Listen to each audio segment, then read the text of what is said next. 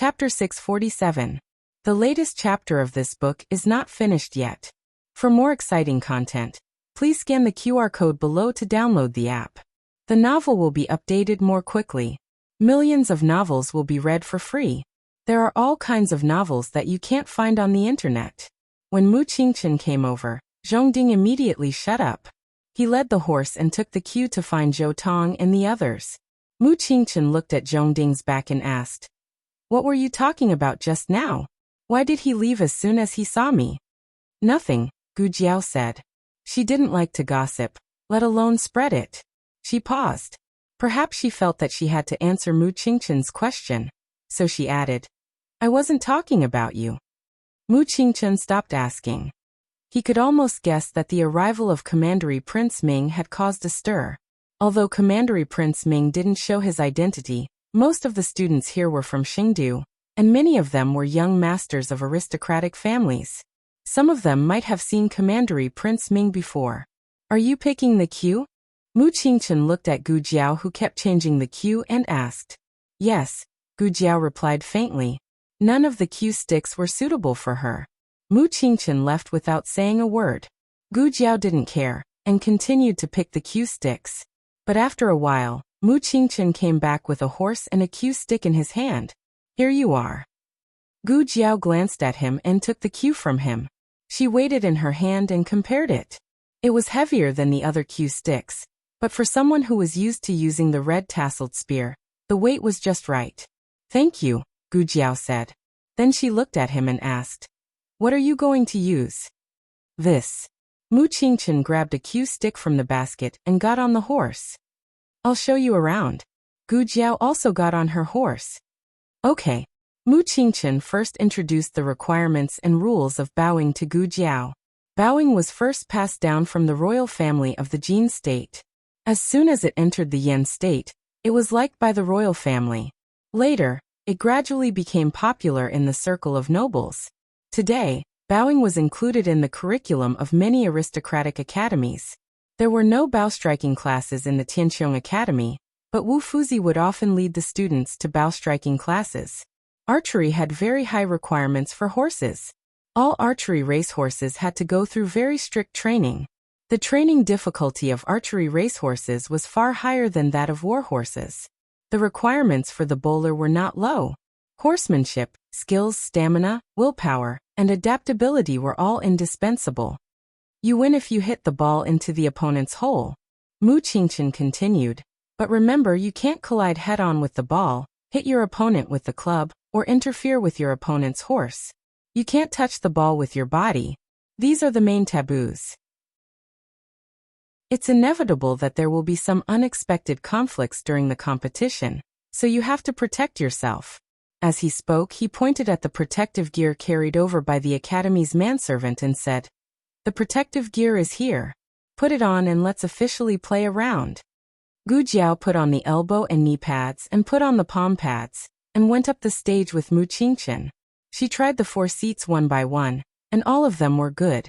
But the most amazing thing was the stroke she played when she bow striking. The ball was passed to her by Mu Qingchen. Due to Wu Fuzi's interference, the ball was actually a little off course. Who would have thought that she would accurately hook the ball over the top of her head?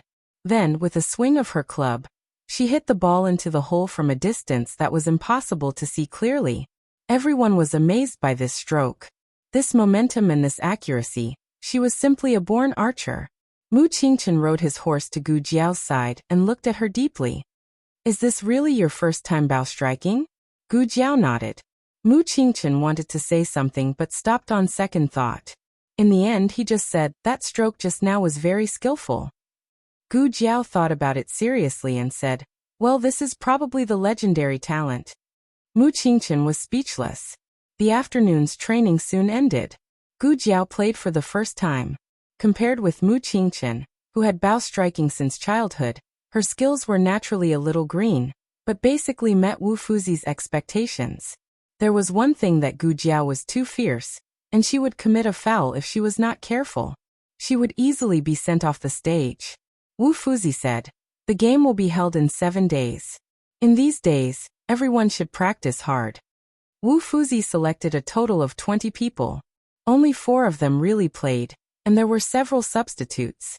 In the next few days, Gu Jiao would stay in the academy after school to practice with Mu Qingchen and the others. Gu Xiaoshan sat on the edge of the grassland and waited for her. In the blink of an eye, it was the day before the game. Wu Fuzi called everyone to the grassland and announced the players selected according to the training performance of these days. As expected, the first one was Mu Qingchen. The other 3 were Gu Jiao, Yuan Xiao from Bright Maple Hall, and Zhao Wei from Bright Moon Hall. Mu Chuan was a substitute. Gu Xiaoshan was often waiting for Gu Jiao on the grassland, so he was a logistics team leader and also participated in the game with them. Wu Fuzi smiled. Let's not practice today.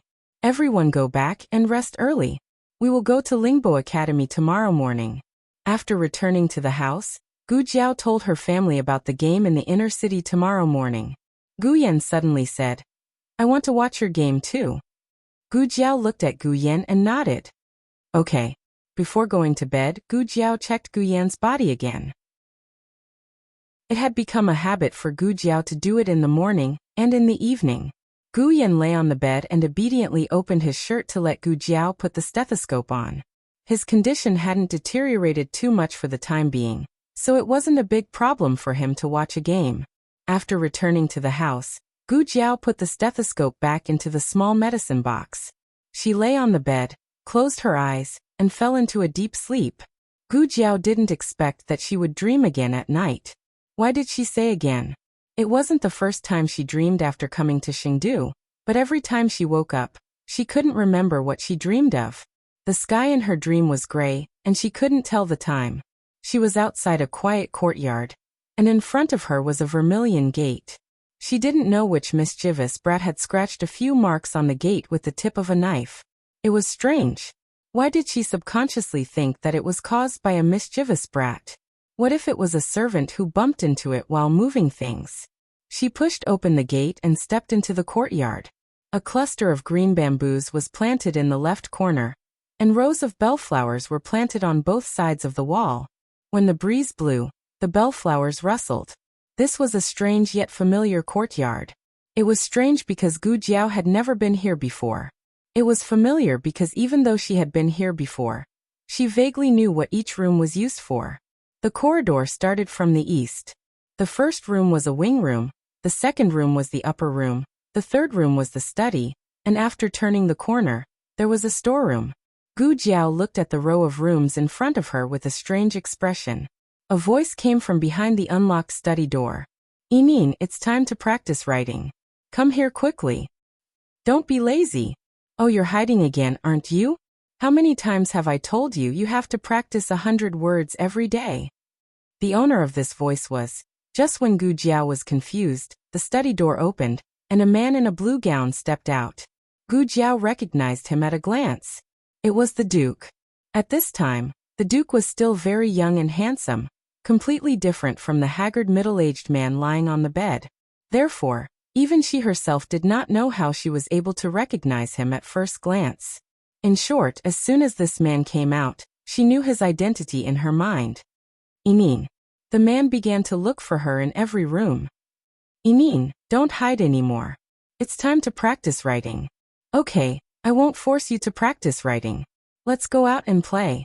Come out. Yimin. Yimin. Yimin, where have you been? The young Duke's voice became nervous. Yimin, don't scare me. Come out quickly. Where have you been, Yimin? Father misses you very much. Yimin, come out quickly. His eyes were red, and tears were rolling in his eyes. His voice was trembling and choking. Yimin. Yimin. Father misses you, Yimin. He staggered and fell on the steps. Gu Jiao subconsciously reached out her hand as if she wanted to help him. Gu Jiao was at the door, and he was on the steps. There was an entire courtyard between them. She put her hand down again. At this moment, he suddenly raised his head and looked in the direction of the door. Yimin. Gu Jiao's heart skipped a beat. She opened her eyes and woke up from her dream. The dream in her mind receded like the tide. She quickly forgot what had happened in the dream. She only remembered a panicked, handsome face. He looks a bit like the Duke. Gu Jiao raised her brows. Was it because she had seen the High Duke too many times that she even dreamed of him? After dawn, Gu Jiao, Gu Xiaoshan, and Gu Yan were ready to set off. Gu Yan's body was weak and couldn't move. Fortunately, Master Lu made a wheelchair for him. Master Lu drove the carriage to Tianqiong Academy. Wu Fuzi led the group out of the academy. Mu Qingchen and Mu Chuan returned to the inner city last night. They were going to Lingbo Academy by themselves. Gu Jiao wanted to bring Gu Yan along. President Xin and Wu Fuzi didn't have any objections. The group entered the inner city in a carriage. On the other side, Second Master Jing also used a wheelchair to push his eldest brother out of the courtyard. "Hey, what are you doing?" Second Madam stopped him and asked. Second Master Jing looked at his eldest brother in the wheelchair and said to Second Madam, "There's a boxing competition today. I'm bringing eldest brother to watch." Second Madam hurriedly said, "Eldest brother is already like this. You still want to bring him out?" Second Master Jing said seriously, "Eldest brother is much better. I even saw him open his eyes last night." Second Madam glared at him. "Is that considered opening his eyes?" After opening his eyes, he was in a daze and didn't know how to close them. He also didn't respond when she spoke to him. Was his eyelid twitching? Second Madam chuckled. "I think you want to watch the boxing competition yourself. Why are you using eldest brother as an excuse?" Second Master Jing cleared his throat. Cough cough. "I'm just worried about leaving eldest brother alone in the residence. Assassins always come to assassinate eldest brother. I have to personally watch eldest brother to be at ease. Moreover, the imperial physician also told us to bring eldest brother out to get some sunlight." Second Madam said coldly, "Are you going to watch the boxing competition or those beauties from Songlan Academy?" Second Master Jing said domineeringly, "Of course I'm going to watch the boxing competition. And also to watch the beauties." Second Madam frowned and muttered, "But there's something going on in the residence today. I can't leave." "It's good that you can't leave. If you go, how can I watch the beauties?" Second Master Jing smiled. "You do what you need to do. Come back when you're done. I'll save a seat for you." Second Madam coldly glared at Second Master Jing. Second Master Jing swaggered away with his eldest brother in his wheelchair. Second Madam called a manservant. "You go and serve Second Master. Remember to keep an eye on him. Don't let him mess around outside." The manservant replied, "Yes, madam." As the competition venue, Lingbo Academy gave the students a day off. Although Songlan Academy didn't give them a day off, they basically arranged for self-study. Most of the students went to Lingbo Academy to watch the competition. Lingbo Academy had the largest boxing competition venue in the inner city. The seats with the widest view were set up on both sides. "I want to watch the boxing competition." In Linglong Pavilion's dormitory, little Jing Kong protested to his bad brother-in-law, who forced him to study. "I'm not going," Xiao Heng said. Little Jing Kong exploded on the spot. "You're really a bad brother-in-law. You won't even bring me to watch the boxing competition." Xiao Heng said indifferently, "There are many people. You're so small. You won't even know if someone steps on you. I've grown taller. I'm not small anymore. I'm so tall." Little Jing Kong stood on his tiptoes and tried to gesture at the top of his head. Xiao Heng glanced at him and continued to read the book in his hand. Little Jing Kong was really angry.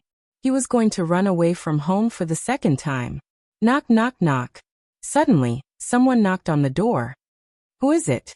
Little Jing Kong asked. Bad brother-in-law didn't know how to speak in a female voice, so he pretended to be a mute. The girl outside the room smiled and said, "It's Jing Kong. Is your sister here?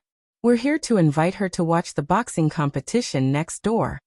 Little Jing Kong looked at Xiao Heng as if he had seen a ghost.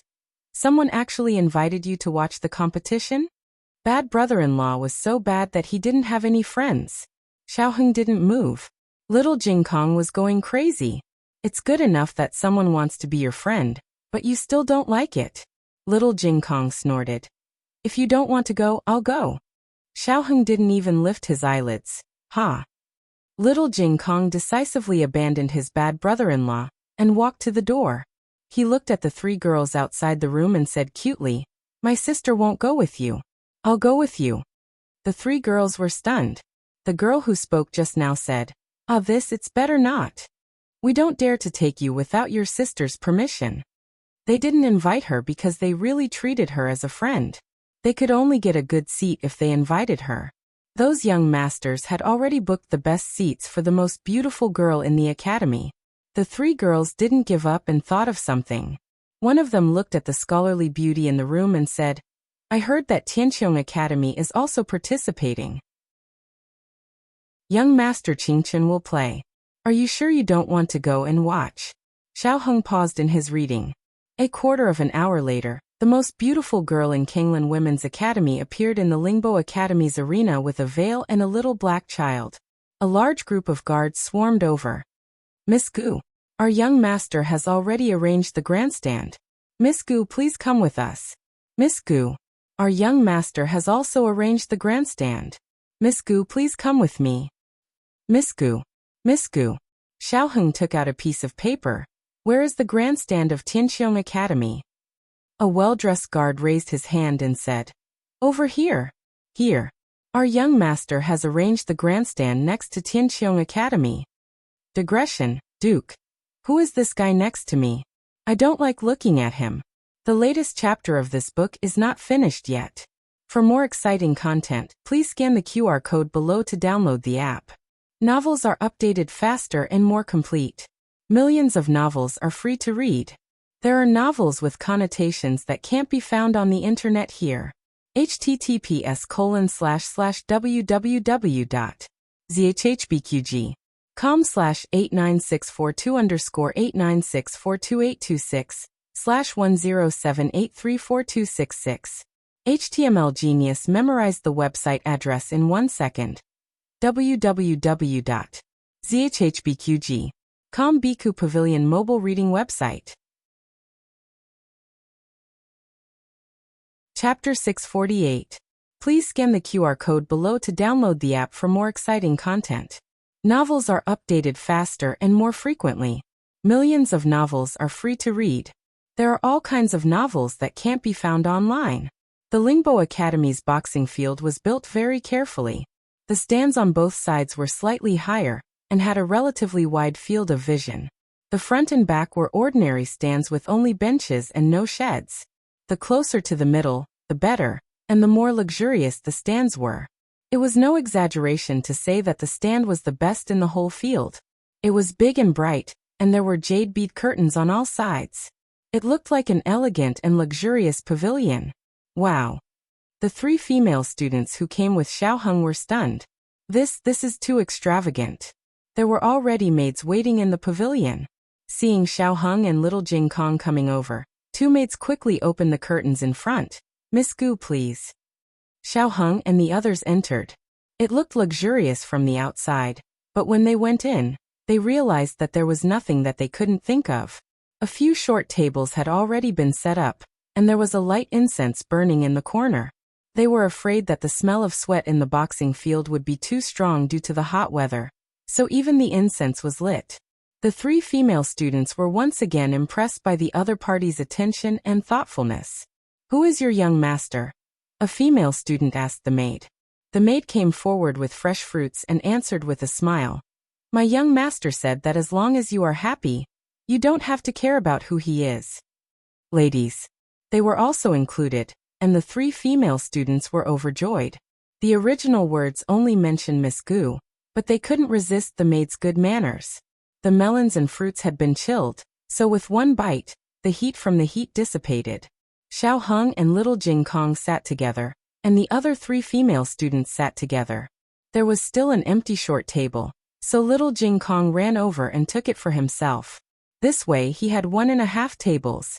The bead curtains in front of the pavilion were hung up, and the other 3 curtains were used to block the wind. "It's so cool," a female student said. The other 2 nodded with a smile. It seemed that they had found the right person to look for Gu Jiao. Otherwise, how could they have gotten such good seats? Xiaoheng did not pay attention to the seats in the stands. From the moment he entered the arena, he began to look for Gu Jiao. He wasn't sure if Gu Jiao would participate. After all, He had never heard of her knowing how to use the bow, but he was worried about her, so he came over to try his luck.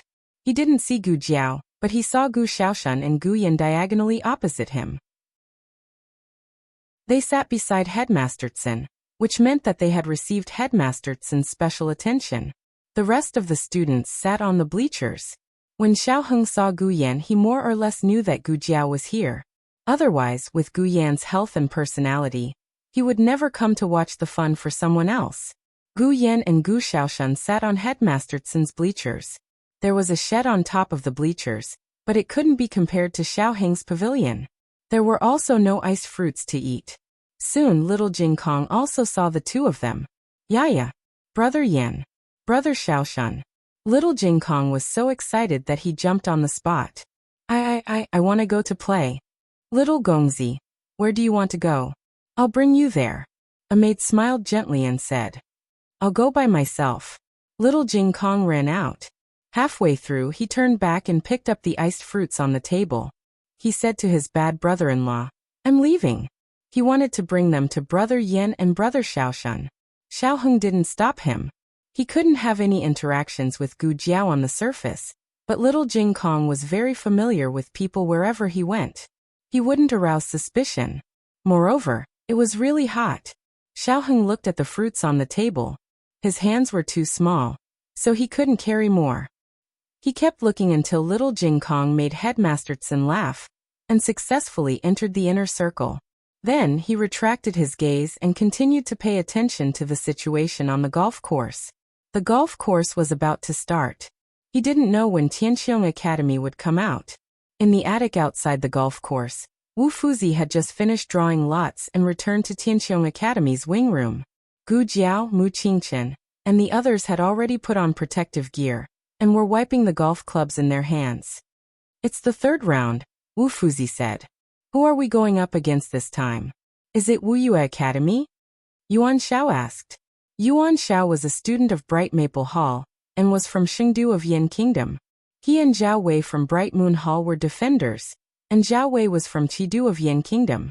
Wu Fuzi said, Wu Yue Academy is in the 7th round. We're going up against Qingyue Academy this time. Other than Gu Jiao and Mu Qingchen, the others couldn't stay calm at the mention of Qingyue Academy. Yuan Xiao was at his wit's end. Why is it Qingyue Academy? It's better to go up against Wu Yue Academy. Gu Jiao looked at Mu Qingchen in confusion. Mu Qingchen paused and explained, some of the students from Qingyue Academy are from the Royal Golf Course team. Gu Jiao said, Oh. Mu Qingchen looked at her deeply. Aren't you afraid? Gu Jiao raised her eyebrows. I'm afraid they won't let me win.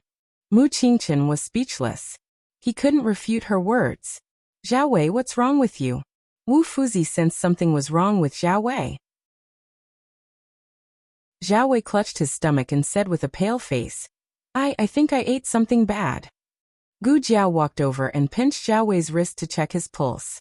What did you eat this morning? Zhao Wei endured the pain in his stomach and said, I ate 2 buns. Gu Jiao pressed his stomach. Does it hurt here? No. How about here? It doesn't hurt either. You did eat something bad. Gu Jiao withdrew her hand and took out a bottle of powder from the first aid kit. Swallow it with water. Zhao Wei took the medicine. On the other side, the first round of the competition began. Lingbo Academy versus Mongshan Academy. Lingbo Academy won. The second round was Maple Academy versus Wutong Academy. Wutong Academy won. It's our turn, Mu Qingchen said to Gu Jiao. Gu Jiao nodded slightly and mounted her horse. She went up the field with her classmates from Tianqiong Academy. There were a total of 2 entrances. Qingyue Academy went up first. When the royal bowler rode out in high spirits, the entire field was in an uproar. Immediately after were the 3 other team members. They were also dragons and phoenixes among men. Every time one of them appeared, Mu Qingchen introduced one to Gu Jiao. Royal bowler Su Ping, good at long-range attacks. His tactics are extremely good. No one can snatch the ball from under his stick. Tong Peng, bowler for 10 years. Nangong Lin, bowler for 8 years. Someone from the Nangong family? Gu Jiao narrowed her eyes slightly. The young master of the Nangong family, Mu Qingchen said. Gu Jiao's gaze landed on the confident and arrogant young man who waved at the audience from time to time. Nan Gonglin. When the fourth person appeared, Mu Qingqin's lips moved slightly. Gu Jiao had been observing Nan Gonglin and didn't notice Mu Qingqin's strange behavior. Su Hao, Mu Qingqin said. Gu Jiao acknowledged. Soon it was their turn to go on stage. Mu Qingqin walked at the front. Young Master Qingqin was famous in Chengdu. The moment he appeared, the limelight instantly overshadowed everyone from Qingyue Academy. The young ladies present all screamed, "Young Master Qingqin! It's really young Master Qingqin! I can't believe I can see young Master Qingqin in my lifetime! Young Master Qingqin! Young Master Qingqin!" Xiao Heng's eardrums were about to explode. His 3 classmates in the pavilion were about to flip the roof off. Yuan Xiao and Mu Chuan followed behind Mu Qingqin. The 2 of them were also handsome men, but with Mu Qingqin in front, no matter how handsome and mighty they were, they could only serve as a foil to Mu Qingqin. Fortunately, they were used to it. Gu Jiao was the last to appear. She was new here and didn't have much fame. Only the birthmark on her left face made people take a second look. The players from both sides met in the center of the field. Royal bowler Su Ping looked at Mu Qingqin and said, "I can finally experience young Master Qingqin's skills. I'm really lucky," Mu Qingqin said calmly. "You're welcome." Su Hao smiled and looked at them.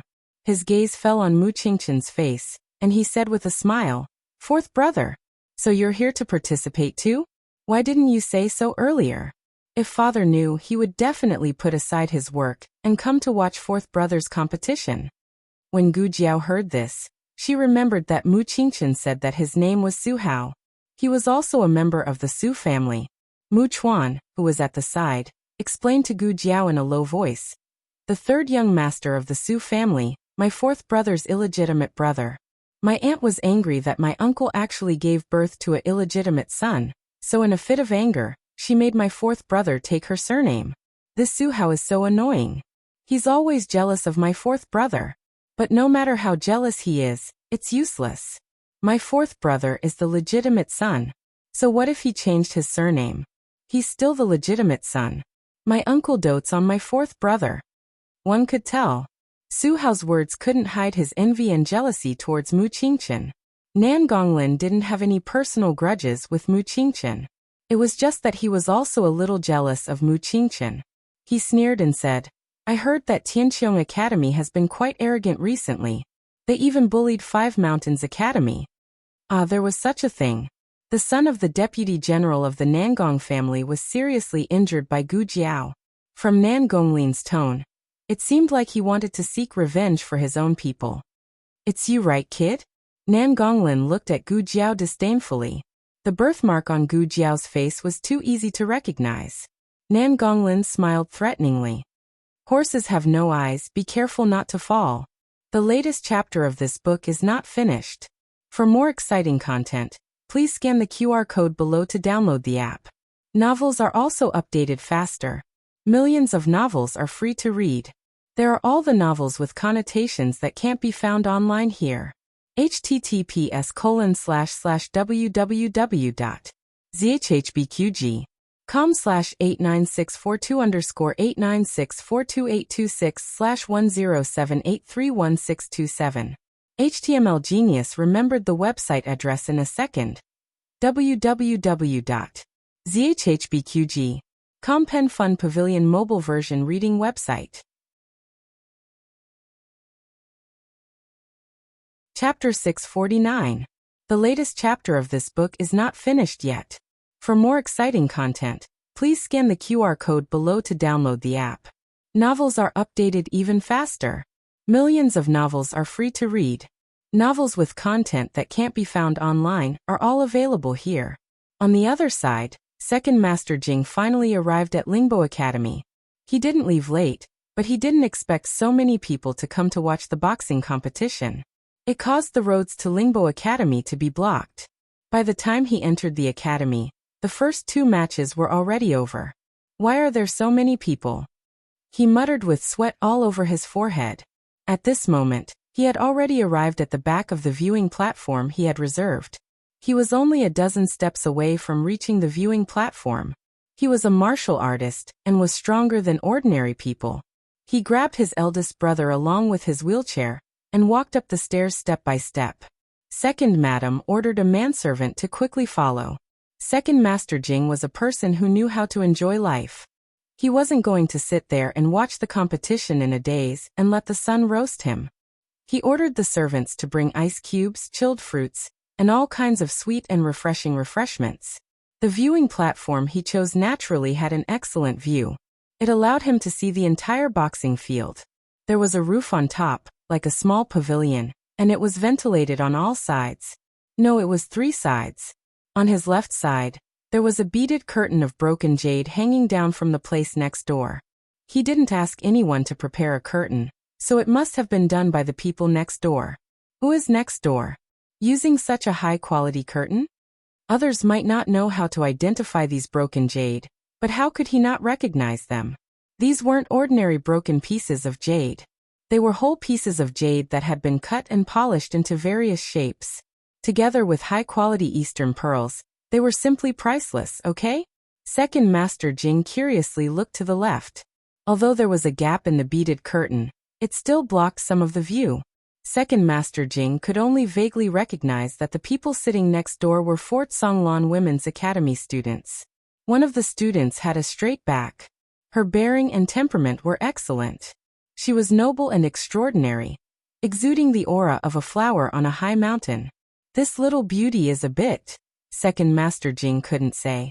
At this moment, perhaps because she felt Second Master Jing's gaze, the little beauty actually turned her head to look at him. Their gazes met across the bead curtain. That was a glance that seemed to come from the peak of a snowy mountain.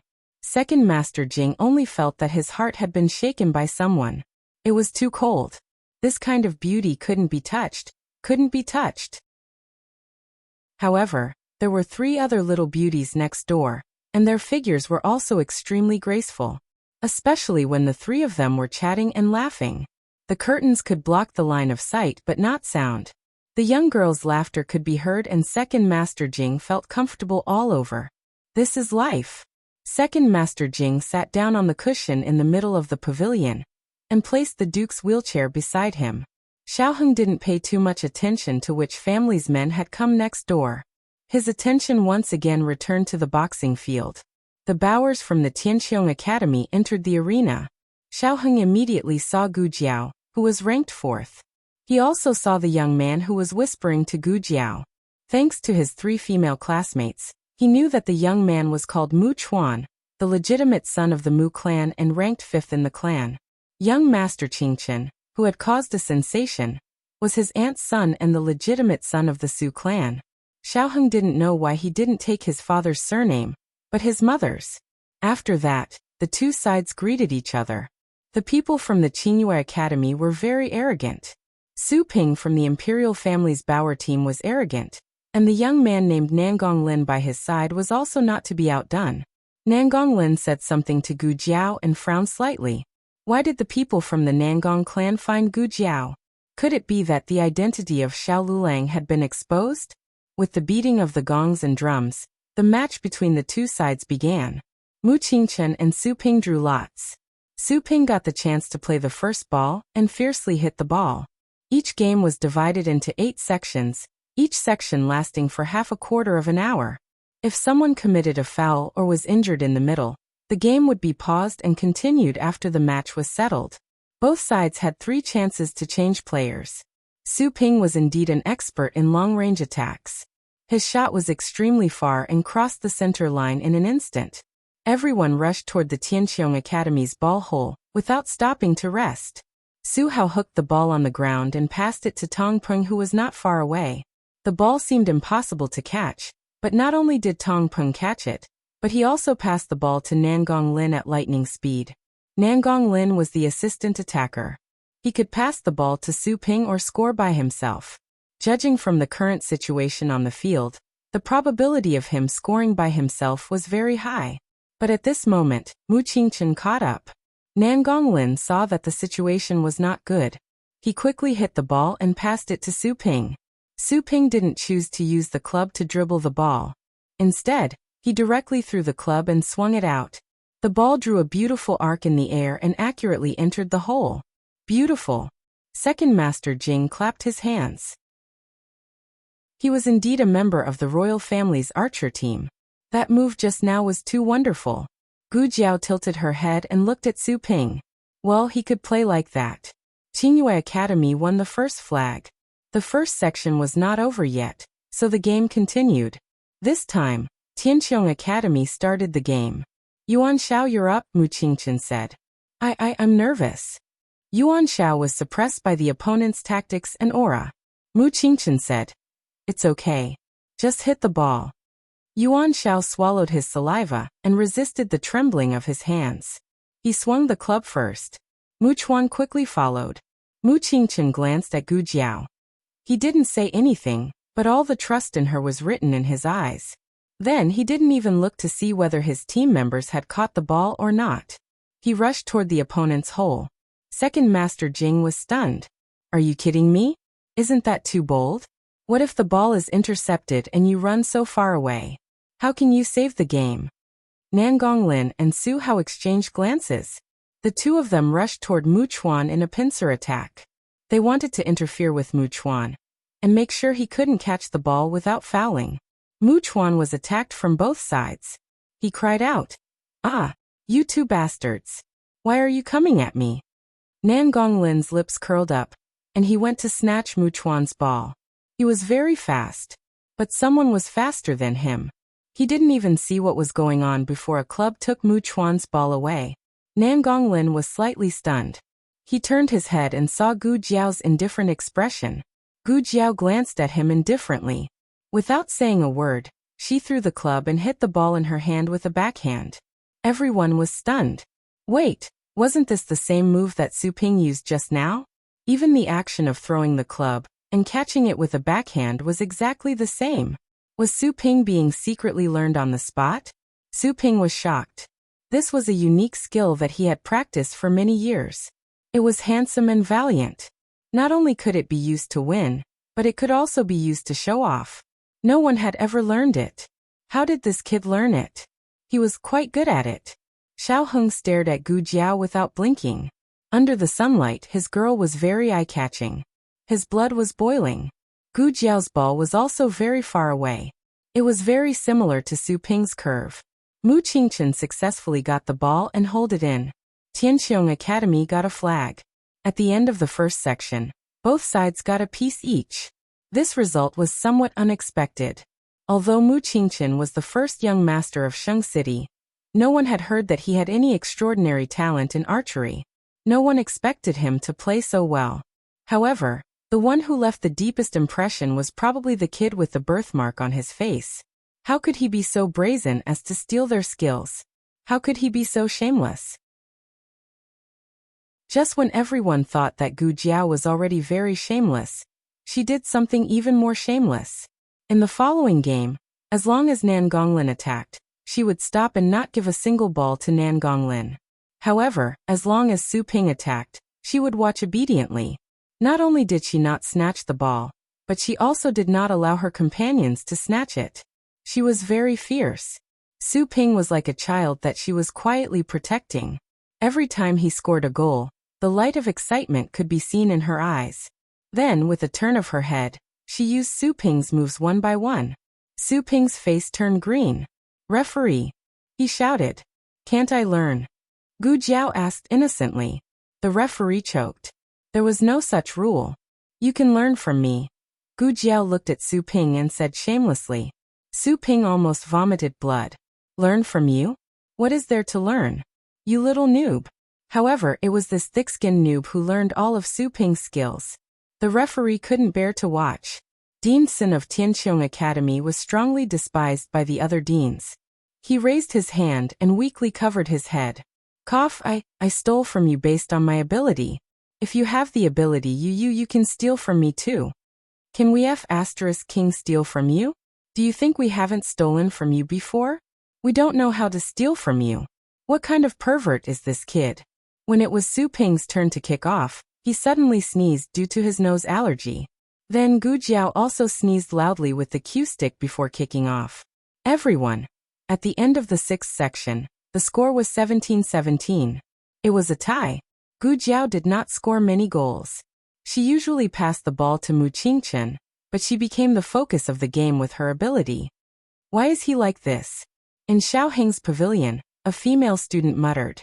Another female student said, but I'm so happy to see young Master Qingchen win.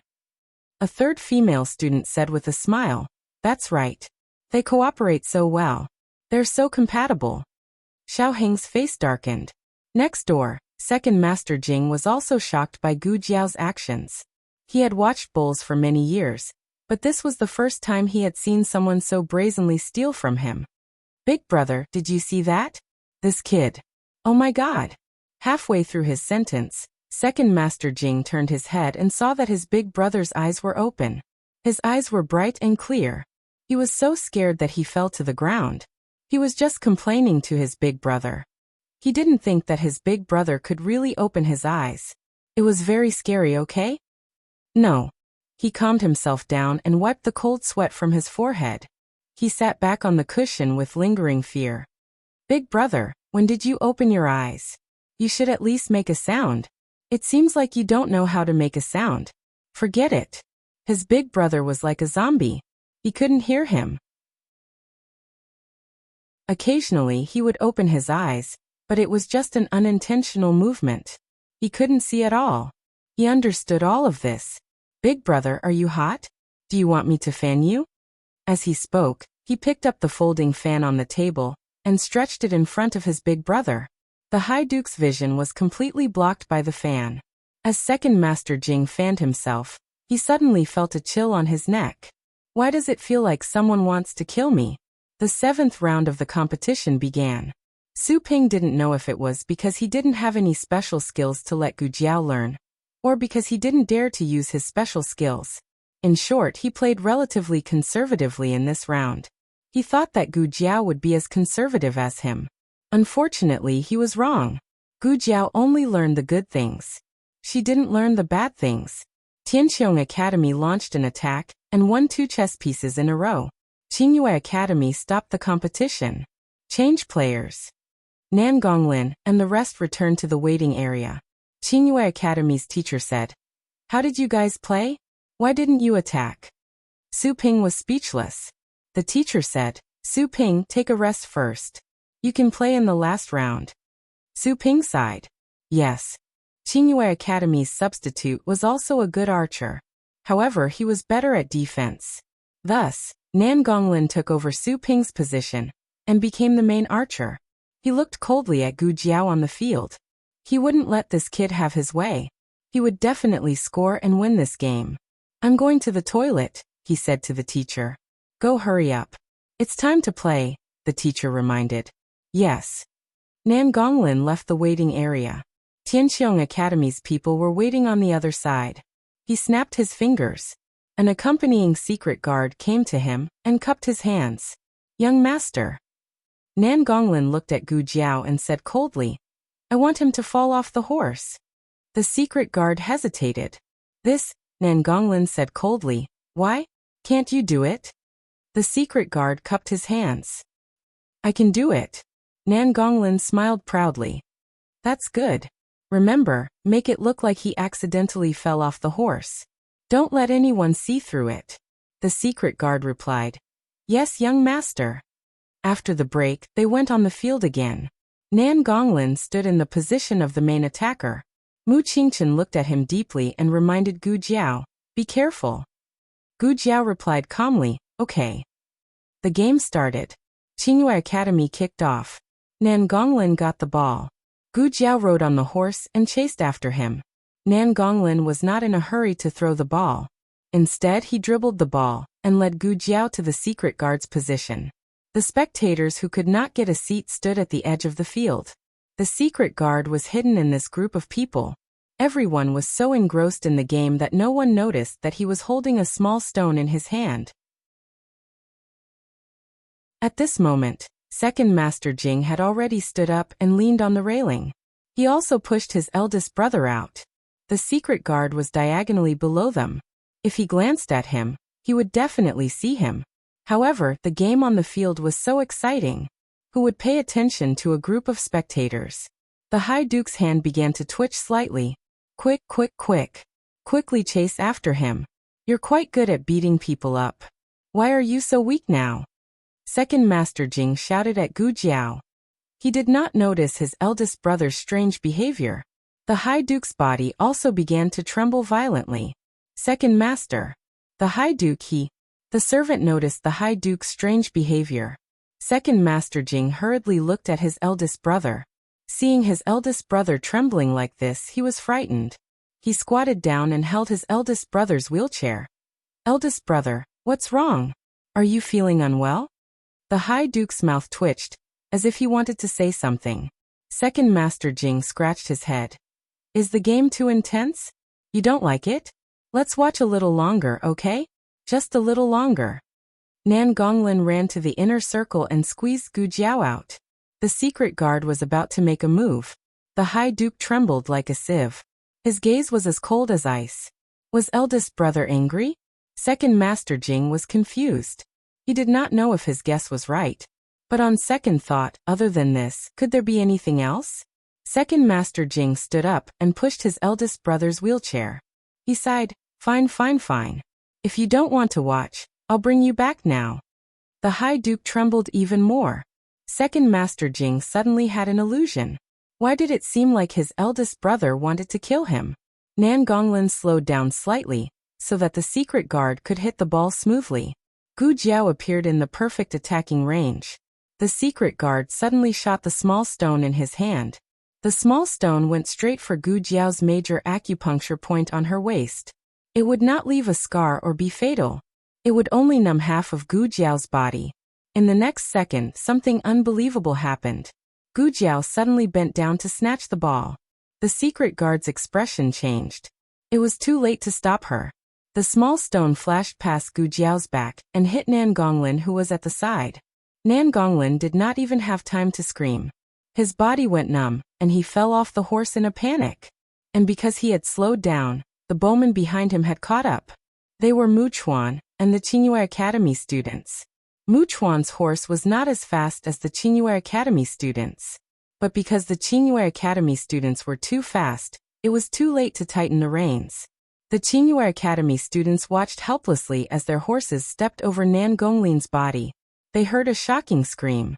Nan Gonglin's chest and leg bones were broken on the spot. Digression. Jiao Jiao has a serious competition today. Can I reward Jiao Jiao with a monthly ticket?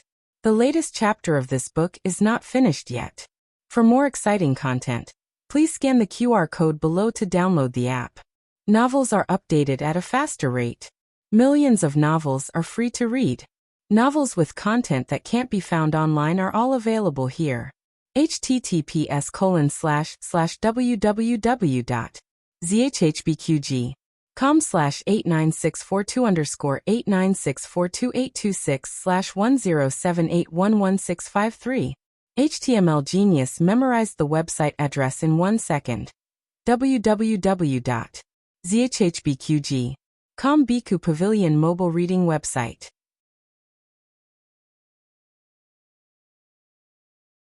Chapter 650. The latest chapter of this book is not finished yet. For more exciting content, please scan the QR code below to download the app. Novels are updated at a faster rate. Millions of novels are free to read. There are novels with connotations that can't be found online here. After Nan Gonglin was trampled by the horse's hooves, Mu Chuan quickly tightened the reins in his hands. He didn't run at his maximum speed. With the tight reins, he managed to deviate his direction and galloped past Nan Gonglin. After galloping for more than 10 steps, his horse finally came to a stop. The situation between him and the Qingyue Academy student was like this. Gu Jiao went to snatch Nan Gonglin's ball, and he chased after her relentlessly. He wanted to attack Nan Gonglin from both sides with Gu Jiao. In order to prevent him from doing so, the Qingyue Academy student suddenly sped up and tried to use his horse to block his path. Who would have thought that something like this would happen? After Nan Gonglin's shrill scream, the entire venue fell silent. The referee hurried over. He squatted down and looked at Nan Gonglin, whose face was contorted in pain. He was shocked for a moment. Nangonglin, how are you? What else could Nangonglin do? He was in so much pain that he wanted to die, okay? He was a martial artist and had suffered a lot of physical pain since he was young. However, he had never been so ruthless. His entire chest seemed to have caved in, and the bones in his thighs were broken. Every breath he took felt like a knife was stabbing into his lungs. Nangonglin's secret guard was also stunned.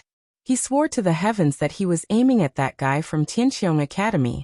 He had never thought of hurting his young master. Gu Jiao's horse also stopped.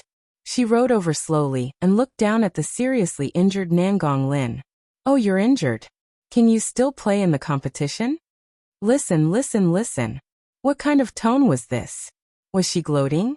Nangonglin glared at Gu Jiao with bloodshot eyes as he suffered from the excruciating pain. He said to the referee, "It's him. He's the one who harmed me." The referee looked at Gu Jiao. When the audience heard this, they all looked at the new student from Tianqiong Academy. Mu Chuan refuted. Hey, Nangonglin. You can eat whatever you want, but you can't speak whatever you want.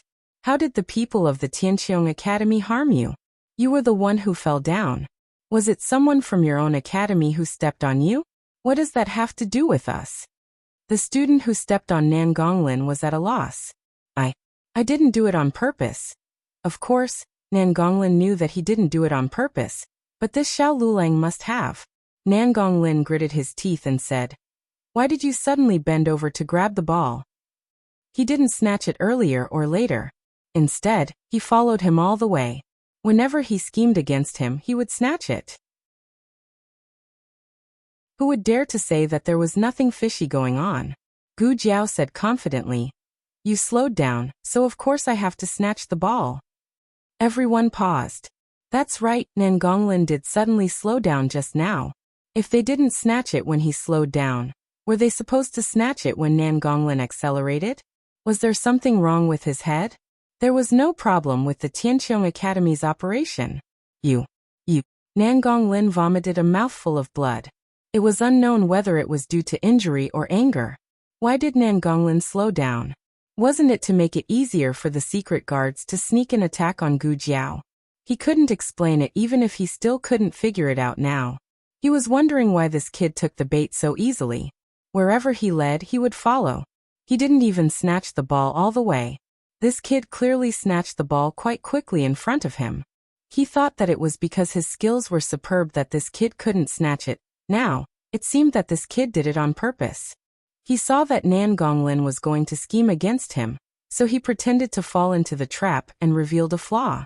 At the crucial moment, he let Nangonglin fall into his trap. But Nangonglin couldn't say any of this. If he wanted to prove that this kid was scheming against him, he had to admit that he was scheming against this kid. Cheating would make him lose the right to participate in the competition forever. It would also make him the laughingstock of the whole city. He couldn't afford to lose this face. Therefore, he could only swallow his pride. After Nangonglin vomited another mouthful of blood, his consciousness started to blur, and his breathing became difficult and rapid. Could Gu Jiao cure him? The answer was yes, but why would she cure him? Was she going to wait for him to come over and kill her? If she hadn't dodged just now, she would be the one with broken bones and a pneumothorax. Mu Qingchen rode his horse to Gu Jiao's side and asked in a low voice, "Are you okay?" "I'm fine," Gu Jiao said. Mu Qingchen glanced at Nangonglin, who was being carried off, and said to Gu Jiao, "Focus on the competition. Don't think too much." Okay. Gu Jiao nodded. After Nangonglin was carried off the field, his companion who stepped on him also had a mental breakdown. He couldn't continue the competition, and was replaced by a teacher from Qingyue Academy. After such a big incident, it was reasonable to say that the mentality of the students from Tianqiong Academy should be somewhat affected. However, it wasn't. It was just that they were all quite thick-skinned. The seventh section ended with Tianqiong Academy winning another flag. The score was 20-17. Qingyue Academy was 17. In the last section, Su Ping went on the field. He had to score 3 goals to equalize the score. If there was only one Xiao Lulang or only one Mu Qingchen, he could give it a try. However, it was a bit difficult to deal with the two of them together. That guy called Xiao Luleng was 2F** king annoying. If he used his unique skill, he was afraid that the guy would steal it. If he didn't use his unique skill, he was afraid that he would lose the competition. Su Ping had never played such a difficult game. In the end, Su Ping decided to go all out. Then a strange scene happened. Not only did the 4 players from Tianqiong Academy not fight for the ball, they even fed it to Su Ping.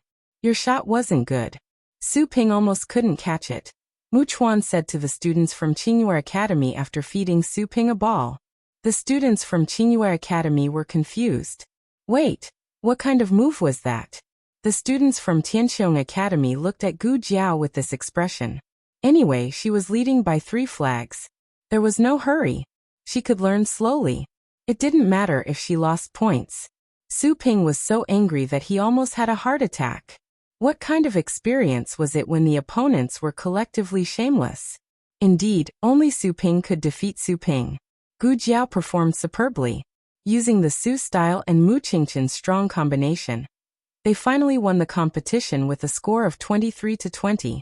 This might not be the most perfect battle strategy, nor was it the most difficult battle, but it was definitely the most talked about battle. Young Master Qingqian's appearance was killer.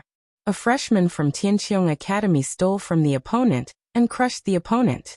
Was this the distortion of human nature, or the decay of morality? Young Master Nangong fell off the horse and was seriously injured. His life was uncertain, and his future was uncertain.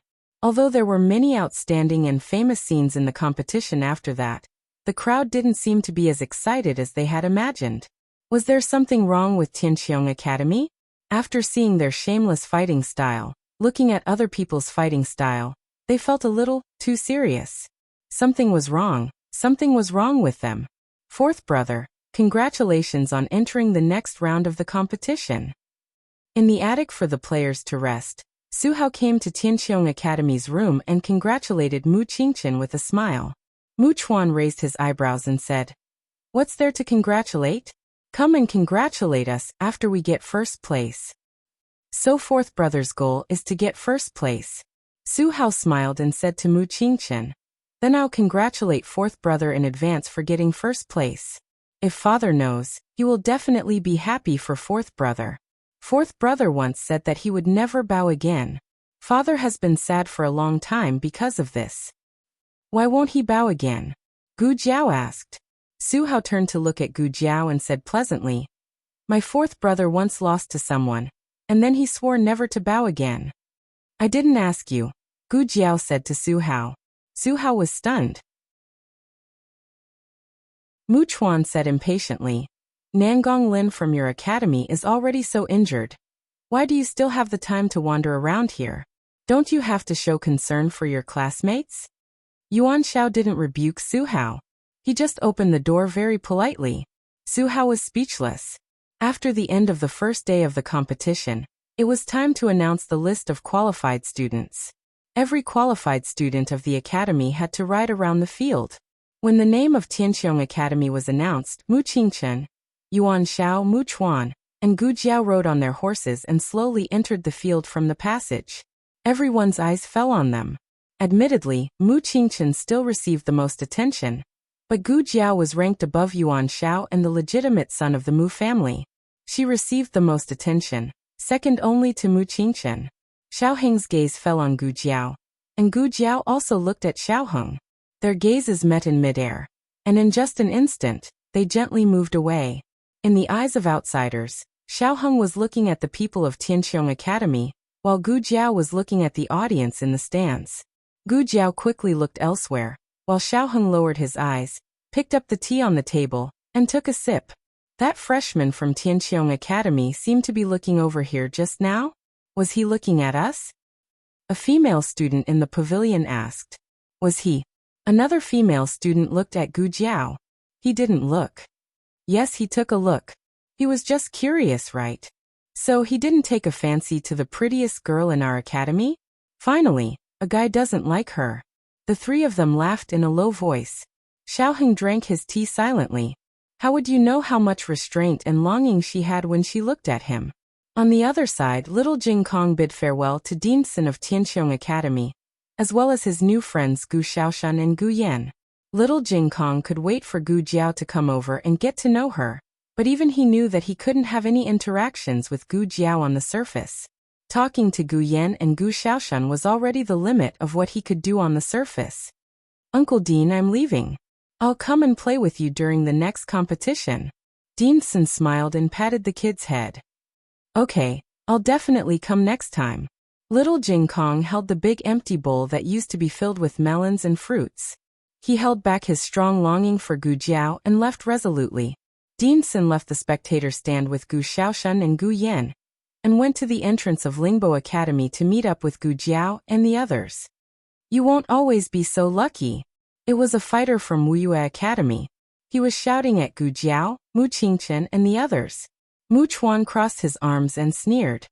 I don't know if we're lucky or not, but Wuyue Academy doesn't seem to be lucky. You're eliminated in the first round. Yuan Xiaoshan added. Wuyue Academy didn't rely on luck.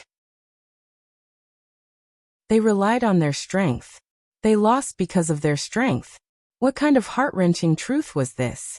The guy from Wuyue Academy was so angry that he walked away with smoke coming out of his 7 orifices. Take care. I won't send you off. Mu Chuan smiled and waved his hand.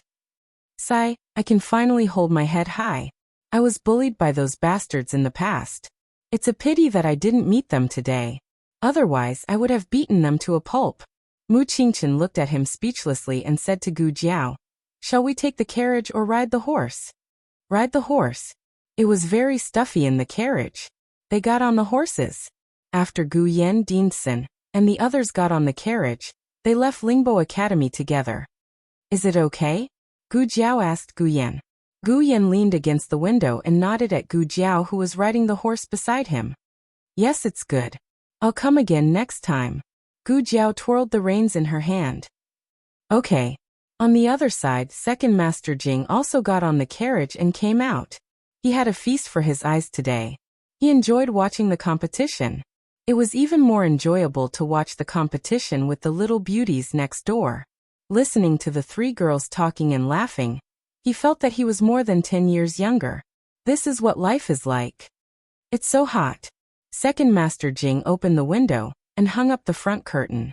He and his eldest brother were both men. There was no need to avoid being seen by others. It was too hot. He moved a small stool and sat at the door of the carriage. He fanned himself with his folding fan. At this moment, Deanson and the others came over. Deanson and Mu Qingchen recognized the House of Duke's carriage. Deanson stopped the carriage and bowed to the 2 people in the carriage. Duke, Second Master Jing. Mu Qingchen also greeted them. Second Master Jing was panicking from the heat. He waved his hand perfunctorily and exchanged a few words with the 2. Behind him, the Duke's hand shook again. Unfortunately, he did not see it. Then, if there's nothing else, we'll take our leave, Deanson said. Goodbye. Second Master Jing smiled. Deanson looked at Gu Jiao. Let's go. The group of people brushed past the House of Duke's carriage. No one expected that the Duke in the wheelchair would suddenly have blue veins on his forehead. No one knew where he got the strength, but he suddenly threw the wheelchair at Second Master Jing. Ah! Second Master Jing was caught off guard. He fell out of the carriage and rolled on the ground. Coincidentally, he rolled in front of Gu Jiao's horse. Second Master Jing, who fell flat on his face, was speechless. Eldest brother, do you have to trick your younger brother like this? Gu Jiao looked at Second Master Jing strangely. Then, she looked at the Duke, who fell out of the wheelchair. She saw the Duke, who was unable to move in the carriage. Suddenly, his mouth twitched and his eyes slanted. It was as if he was saying, I felt so miserable. Digression, regarding the rules of bowing in the novel, it is based on the rules of modern polo matches. However, it is not exactly the same. There are some changes. The latest chapter of the book is not finished yet. For more exciting content, please scan the QR code below to download the app. The novel is updated at a faster rate. Millions of novels are free to read. Novels that cannot be found on the internet are all available here. https://www.zhhbqg com/89642_89642826/10780690. HTML Genius memorized this website's address in 1 second. www.zhhbqg.com Bikuga mobile reading website.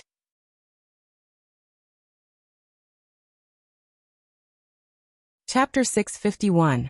The latest chapter of this book is not finished yet. For more exciting content, please scan the QR code below to download the app. Novels are updated at a faster rate. Millions of novels are free to read. Novels with content that can't be found online are all available here. Everyone was stunned by the Duke's miserable state. Whether he fell or was miserable, they didn't understand at the moment. Their minds were filled with one thought. Wasn't the Duke unconscious? Did he get better? The news of the Duke falling and becoming a living dead wasn't a secret in the capital. All these years, in order to wake the Duke up, the Duke's residents had visited many famous doctors. It was said that not long ago, they even invited the disciple of divine Dr. Luo from Qin country to treat the Duke. Could it be that divine Dr. Luo's disciple was the reincarnation of Hua Tuo? Gu Shaoshan didn't know anything about the Duke's residence, and only thought that the Duke was an ordinary person. He stuck his head out of the carriage window to take a look and was speechless. Lulang, he fell so miserably. Do you want me to take a look at him? Ever since he found out that Xiao Heng and Gu Jiao had exchanged identities, in order to minimize the interaction with his original identity, Gu Shaoshan no longer called Gu Jiao brother-in-law and directly addressed him by his name. Gu Yan also stuck his head out of the window. Both of their heads were pressed together, and it was quite crowded. Gu Yan looked at the way the Duke looked at Gu Jiao and frowned in confusion. Gu Jiao got down from the horse. The others didn't know that Gu Jiao knew about medicine, and were very surprised when they saw her walking towards the Duke. What was she doing? Second Master Jing regained his senses from the fall. He stood up like a carp and rushed up the horse carriage in front of Gu Jiao. Big brother, why did you fall? Let me help you up. Second Master Jing showed his powerful Qilin arm strength to his big brother, and then he received a death stare from his big brother. He didn't know what was going on. The Duke was helped back to the wheelchair by Second Master Jing. Gu Jiao wanted to get on the carriage. Second Master Jing stretched out his hand to stop her and asked sternly, "What are you doing here?" This stinking brat who would attack people at the drop of a hat was obviously a dangerous person. He must not be allowed to get close to Big Brother. Gu Jiao said indifferently, "I'll take a look at him." Second Master Jing said angrily, "You quack. I won't let you treat my big brother." Second Master Jing received the second wave of death stares from his eldest brother. Second Master Jing resentfully rubbed his nose and whispered to his eldest brother, "Eldest brother, don't be afraid. I won't let him get on the carriage." Second Master Jing received the third wave of death stares from his eldest brother. Gu Jiao was not in a hurry to speak. She only glanced at Second Master Jing. It was this seemingly casual glance that caused Second Master Jing's heart to involuntarily rise with the fear of being dominated by his brother-in-law. He cowered in a second. "For young Master Qingqin's sake, I'll reluctantly let you take a look at my eldest brother." Gu Jiao got into the carriage. "Make way." Gu Jiao said to Second Master Jing, "You're blocking the light. This is my own carriage. Why should I? I'll make way. I won't bicker with you." Second Master Jing heroically jumped off the carriage. "You get off too." He pulled the coachman off the carriage. He made himself the scapegoat. "Shaoshan, give me the first aid kit," Gu Jiao said. Gu Shaoshan took out the first aid kit from her bag and agilely jumped off the carriage, handing it over to Gu Jiao. Gu Jiao did not bring her medicine box when she went out in case of emergencies. She brought a first aid kit with emergency medicine, a flashlight, and silver needles inside. Gu Jiao first took the Duke's pulse, then turned on the flashlight and shone it into the Duke's eyes.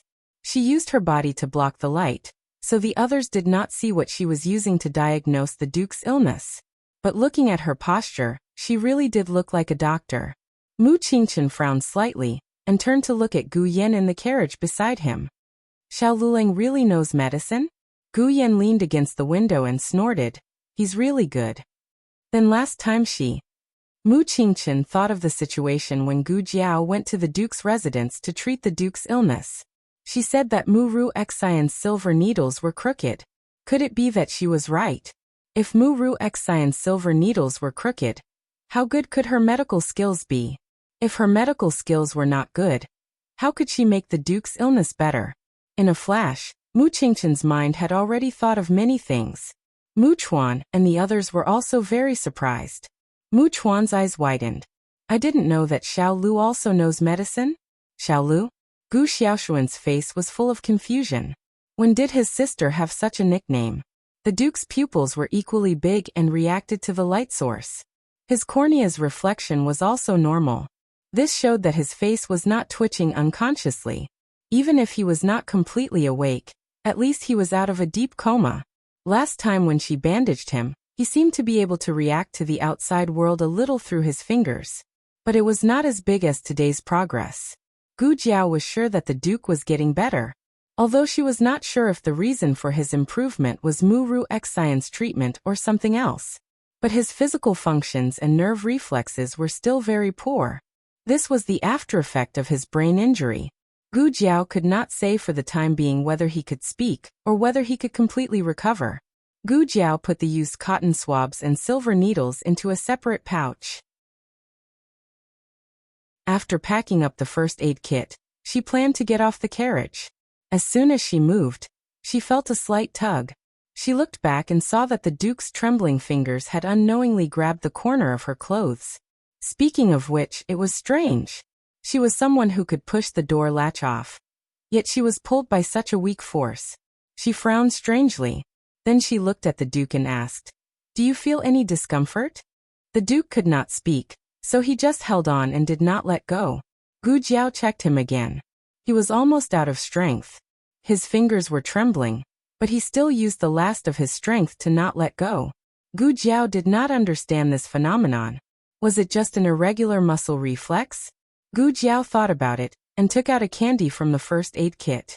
She opened the Duke's palm and let him hold the candy. After the archery competition ended, the contestants left one after another. The spectators also left one after another. Xiaoheng did not like to squeeze with others. When the 3 female classmates suggested that they go back to the academy, he let them go first. It's strange. You were so enthusiastic when you came. Why didn't you hurry to leave? Don't tell me. You're meeting someone behind our backs? A female student gossiped. Xiaoheng did not look at her. He picked up the teacup and drank the tea. The female student curled her lips. Humph, still ignoring us. Forget it. Let's go. I thought we had a special relationship after sitting with her for a day. She doesn't like us at all. The 3 of them muttered and rolled their eyes as they walked down the stands. Little Jing Kong held the railing of the stands with his hands. His little head was in the gap of the railing, and he sighed. Jiao Jiao. He did not even talk to Jiao Jiao. He missed Jiao Jiao so much. But there were still 10 days before the holiday. Going to school was too cruel for children.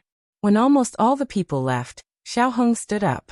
He held little Jing Kong's hand and walked down. Miss Gu, please wait. A maidservant caught up with him. This was the maidservant who had been accompanying Xiaoheng in the pavilion earlier. She didn't call out to Xiaoheng earlier, nor did she call out to Xiaoheng later. She only called out to Xiaoheng after everyone had left. Xiaoheng did not believe that she had no purpose. Xiaoheng looked at her and asked with his eyes, "What's the matter?" The maid smiled and respectfully said, "My young master is actually here today, but he didn't show up in the stands. It's dinner time now, so my young master wants to invite Miss Gu to the lake to enjoy the lake scenery of Xingdu." Xiaoheng signaled little Jing Kong with his eyes. Little Jing Kong bitterly took out a charcoal pencil and a small notebook from his pocket and handed them to Xiaoheng. They were the same as Gu Jiaojiao's. Xiaoheng wrote, "Who is your master?" The maid replied with a smile, "Miss Gu, you'll know when you get there." "Is it fun to go to the lake?" Little Jing Kong asked. The maid said with a smile, "It's fun. You can fish, enjoy the lanterns, and put lotus lanterns on the lake." Little Jing Kong's 2 little arms fluttered behind him. "I want to go. I want to go." Xiaoheng gave the little guy a look, "Oh, don't go. It's getting late. I should go back," he wrote. The maidservant was stunned. She didn't expect that even after her young master had revealed such extraordinary strength, this young Miss Gu would still be indifferent to him. She was a well-trained maid. She quickly came to her senses and said, "It's getting late. How about I arrange someone to send Miss Gu back to the academy?" It was only 2 steps to go back to the academy. Little Jinkong hung on his thigh and said, "I can't walk anymore. Do you want to carry me?" Xiaoheng finally agreed to sit in the maid's carriage. He didn't know who that young master was to be able to reserve the best viewing platform and watch the entire competition without showing himself. He was even able to stealthily drive a seemingly inconspicuous but extremely luxurious carriage into the Lingbo Academy's field. Xiaoheng got down from the viewing platform. He was taken into the carriage before he could walk. The carriage was made of Phoebe, also known as dragonwood. It was said that Phoebe could last for thousands of years. Princess Xinyang liked to collect this kind of wood. The carriage was escorted by 4 guards. Xiaoheng could not tell the depth of their kung fu, but he felt that they were similar to the dragon shadow guards of the Zhao kingdom. So they were the men of sacrifice of the Yin kingdom, and they were very powerful. Little Jing Kong wasn't lying when he said that he couldn't walk. He had been playing all day and hadn't taken a nap. As soon as he got into the carriage, he fell asleep on Xiaoheng's body. The carriage went out of the academy. He had only taken a few steps when he heard the maid on the outside of the carriage call out exaggeratedly, "Young master?" Ha! This script was clumsy. Xiaoheng frowned and poked little Jing Kong's face. He was sleeping so soundly. "Master, why are you here?" The maid continued to act. Xiaoheng sat in the carriage and did not even lift his eyelids, let alone lift the curtain to greet the master. Ahem. The master cleared his throat. Maybe he gave the maid a look. The maid turned around and lifted the curtain slightly. She said to Xiaoheng, "Miss Gu, my master would like to see you." The gap between the curtain and the curtain was just enough for Xiaoheng to see the master in the brocade robe. It was also enough for the master to see the first beauty in the gauze dress. Xiaoheng was wearing a veil, which covered a little of his face. He could vaguely see the outline of his face. Coupled with his pair of unparalleled eyes, it was obvious that he was devastatingly beautiful.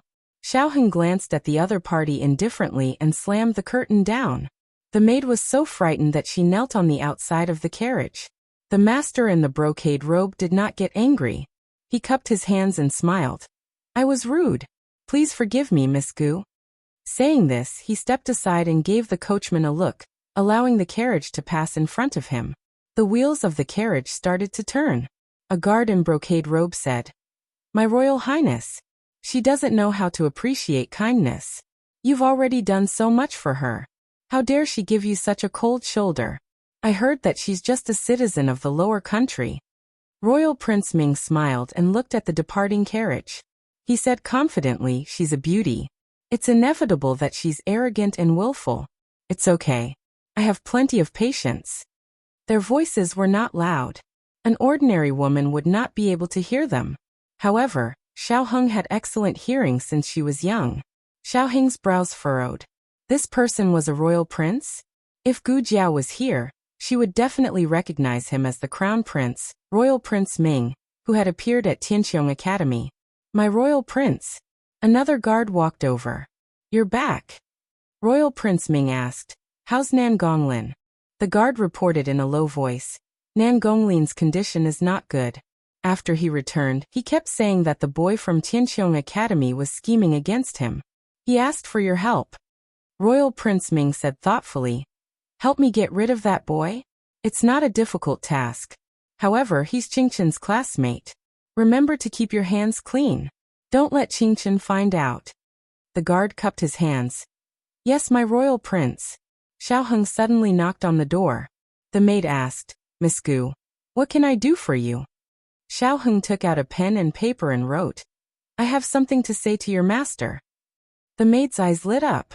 She quickly asked the coachman to turn the carriage around. Royal Prince Ming was surprised to see the beauty's carriage return. Xiaoheng lifted the curtain of the carriage slightly and looked at Royal Prince Ming coldly. Being stared at by a beauty, even if it was just a cold gaze, was enough to make one's heart flutter. Royal Prince Ming smiled. Miss Gu, are you looking for me? Xiao Heng looked hesitant. Royal Prince Ming looked at the worry on the beauty's face and felt his heart clench. Miss Gu, are you in trouble? Xiao Heng hesitated for a moment and wrote. It's indeed a little troublesome. However, I don't know if I should say it. Royal Prince Ming said. Miss Gu, please say it. Xiao Heng looked conflicted and wrote. The young master of the Nan Gonglin family is always bothering me. Royal Prince Ming's face darkened. Nan Gonglin. Xiao Heng sighed while the space between his brows seemed to be frowning, and his eyes were filled with helplessness and the hardships of his life. He wrote, Forget it. Just pretend I didn't say anything. The Nan Gonglin family is extremely powerful. I shouldn't have put the young master in a difficult position. However, it's just my hard life. Digression. Master of T23333. What is a good script? Jiao Jiao, you should learn from it. The latest chapter of this book is not finished yet. For more exciting content, please scan the QR code below to download the app. Novels are updated at a faster rate. Millions of novels are free to read. Novels with a deeper meaning that can't be found online are all available here. https://www.zhbqg.com/89642_896/1077922207. HTML Genius memorized the website address in 1 second. www.zhbqg.com Bikuga mobile reading website.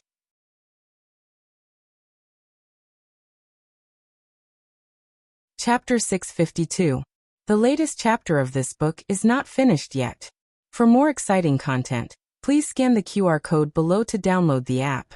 The novel will be updated even faster. Millions of novels will be read for free. All the novels that can't be found online will be available here. Some words should not be said too much, and should be left blank. This way, the other party's imagination would be given space to continue to wander. After Xiao Heng finished writing the last sentence, he left in the carriage, leaving Commandery Prince Ming standing in place with a cold expression. Commandery Prince. The guard beside him called out. Are you all right? What can happen to me? Commandery Prince Ming said coldly. When the guard heard this, he knew that he was angry.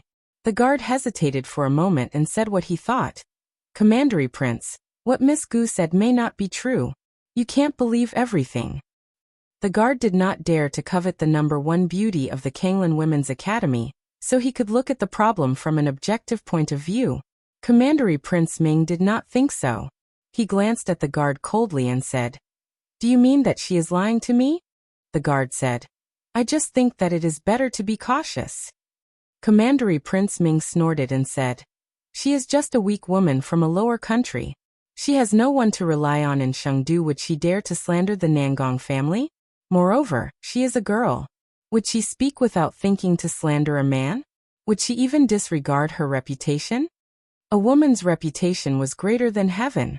Commandery Prince Ming narrowed his eyes dangerously and said, Nangong Lin knows that I am interested in her, but he still dares to steal my woman. Very good, very good. The guard opened his mouth and said, Commandery Prince, why don't I go and check it out? Commandery Prince Ming snorted and said, Can you find out about Nangong Lin? He covets the woman this prince wants behind this prince's back. Does he have the guts to leave any traces behind? If Miss Gu had not told me today, I don't know how long I would have been kept in the dark. Commandery Prince Ming believed Xiao Heng's words for a reason.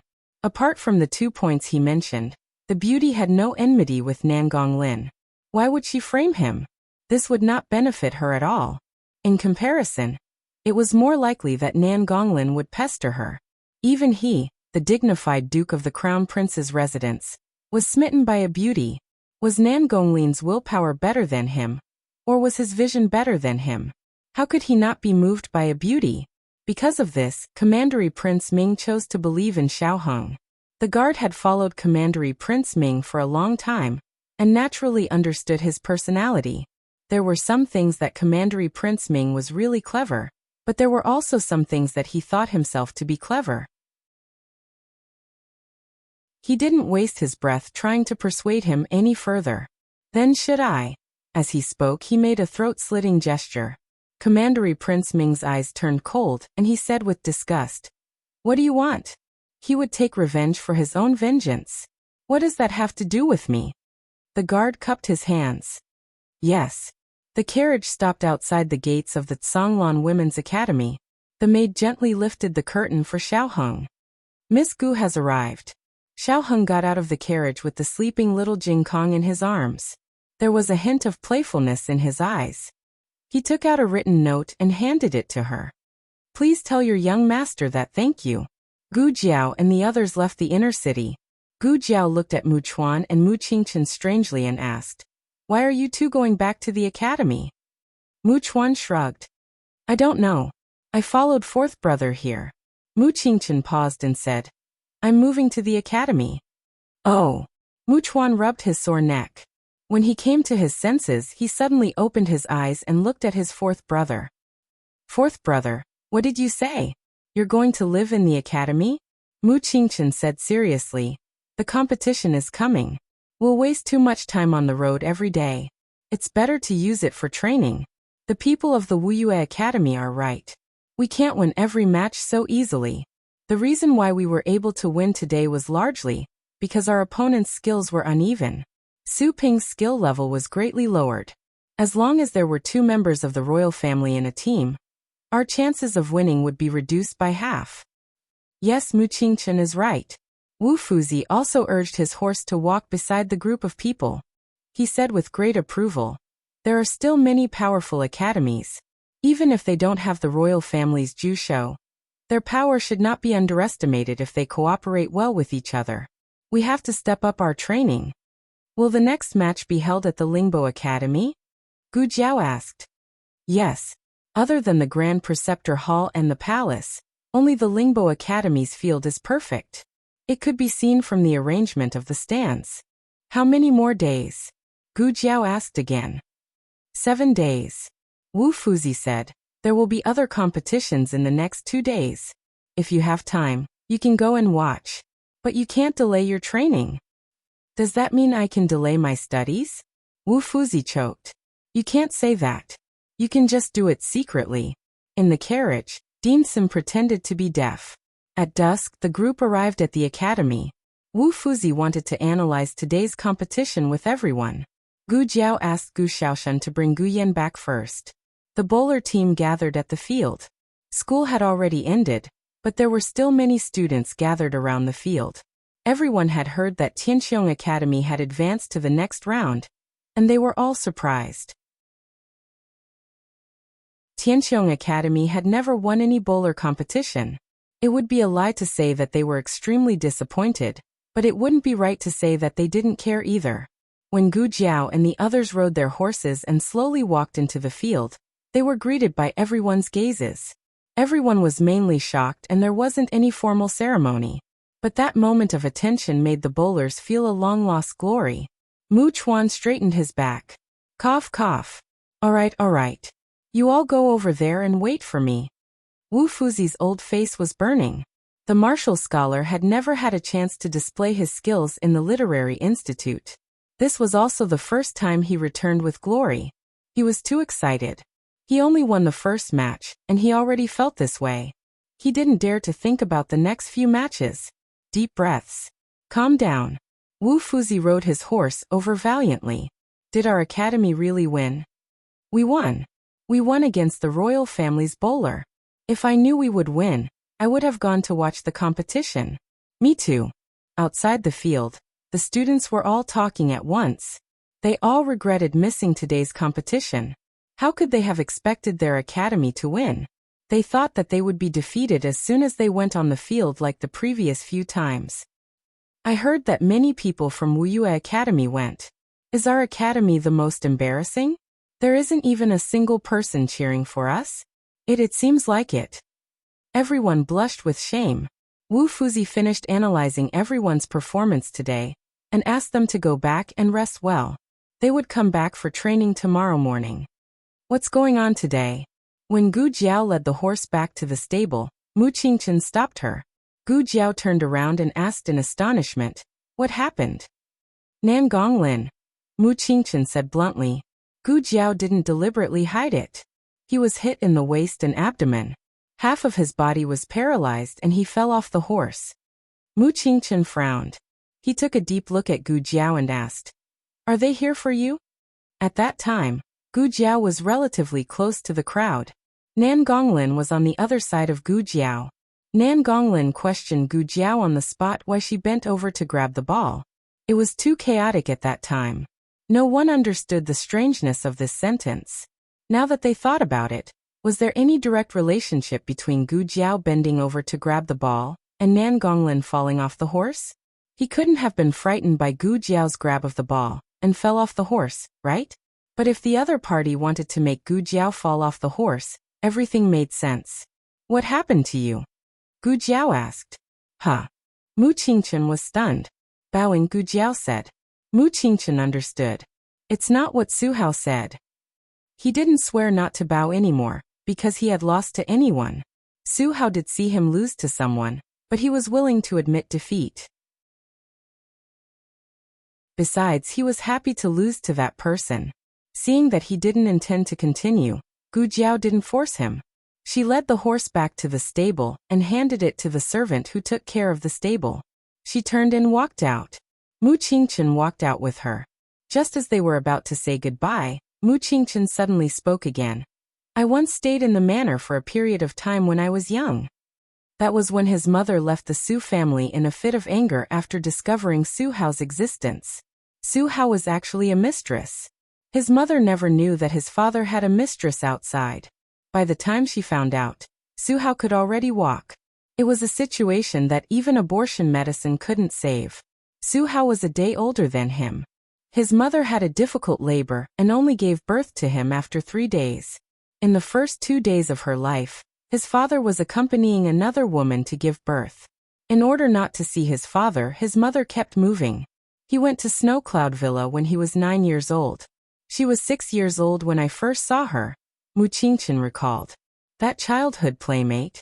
Gu Jiao thought of the ugly doll that fell out of Mu Qingchen's bag. She didn't see it clearly, but she could tell that it was quite ugly. Mu Qingchen nodded. I lived in the manor for 2 years. She lived in the villa next door. She liked to bow and always rode her date red pony to the foot of the mountain to look for people to bow. Later on, she left, and I never bowed again. This was the second time Gu Jiao heard him describe his childhood playmate as left. Is she no longer alive? Gu Jiao asked. Mu Qingchen paused, disappointment flashing across his eyes. Yes, she left when she was 8 years old. Before she left, she told me to take good care of her father. She also said that she would come back one day. Speaking of this, Mu Qingchen smiled bitterly. I really believed her at that time. I was so stupid. A dead person can't come back to life. I understood this later. But 9 years have passed, and I still can't help but wait. I just wait for the day when she can appear in front of me alive. The latest chapter of this book is not finished yet. For more exciting content, please scan the QR code below to download the app. The novel is more complete and updated faster. Millions of novels are free to read. There are all kinds of novels that can't be found on the internet here. https://www.zhbqg.com/89642_8964286/1077888978. HTML Genius memorized the website address in 1 second. www.zhbqg.com Bikuj mobile reading website.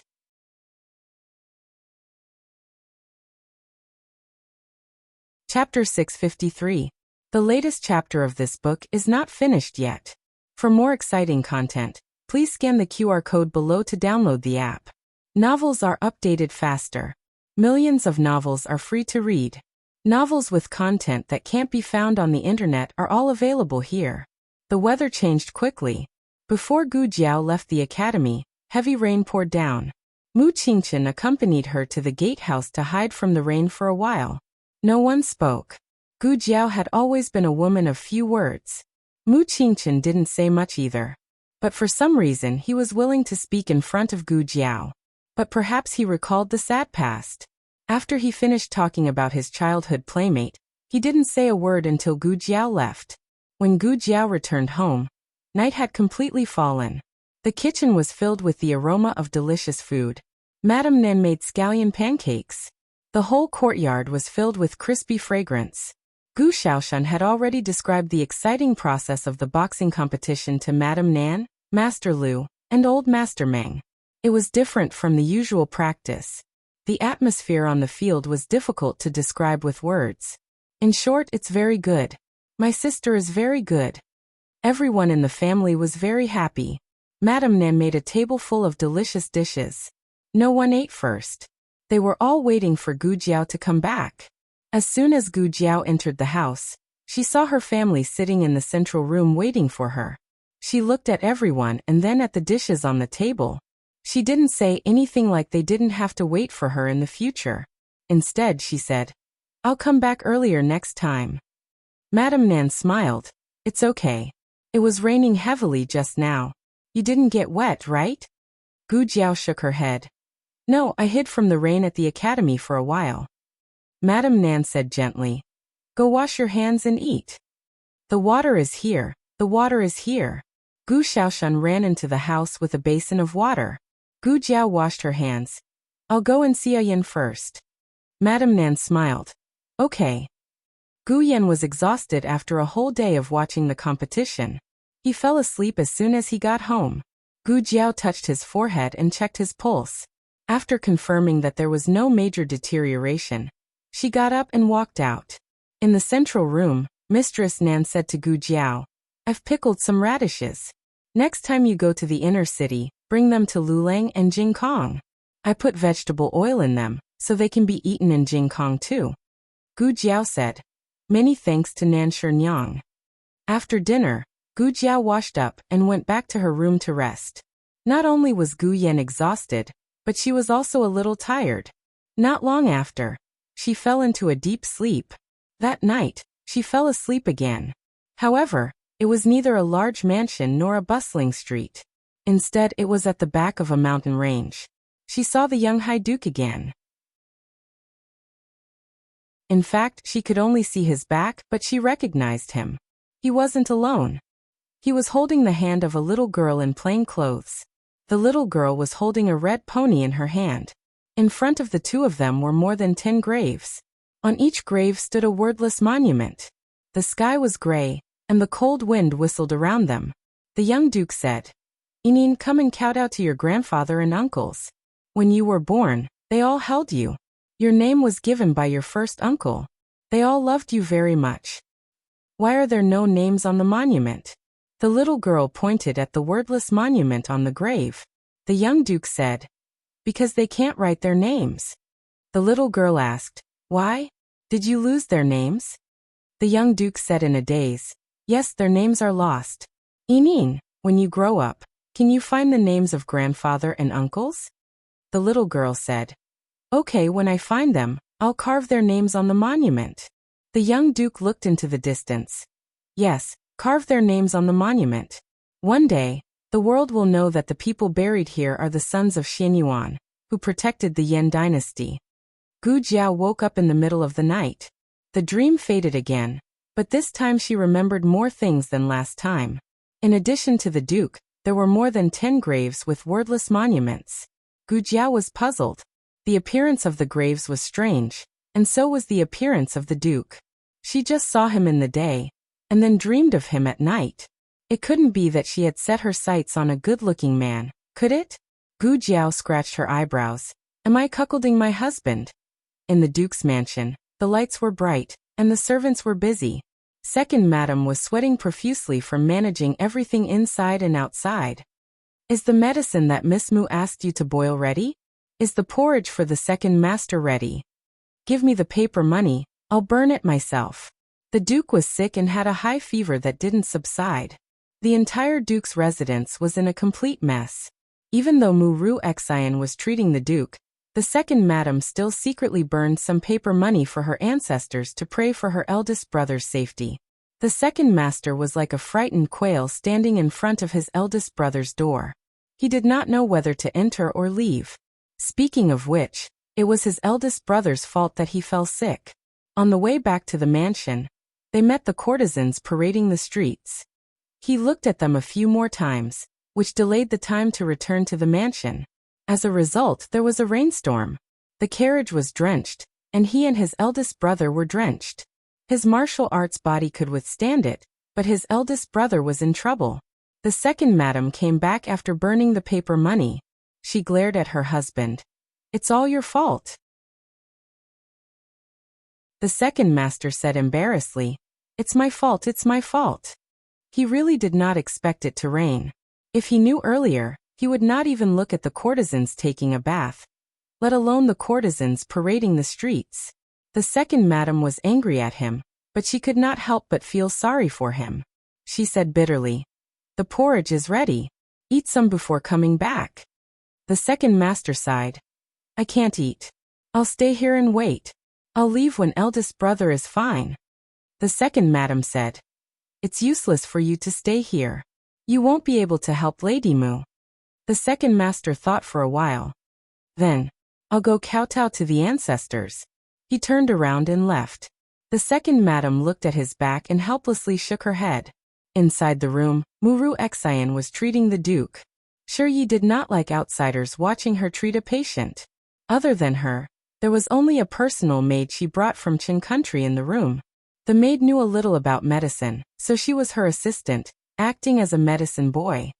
Three-edged needle. Muru Xian sat by the bed and extended her hand to the maid. The maid handed over a brand new three-edged needle. The duke's high fever did not subside.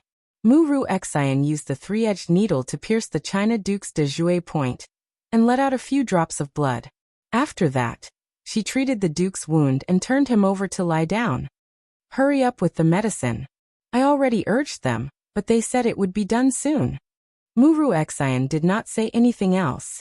Waking her up in the middle of the night made her sleepy. Just as she planned to let the maid pour her a cup of strong tea to wake her up, she heard a weak voice. She frowned and looked at the duke, who seemed to be talking in his sleep. She bent down and carefully listened to what the duke was saying. "Young miss, is the duke talking?" "Shoo." Muru Xian made a shushing gesture.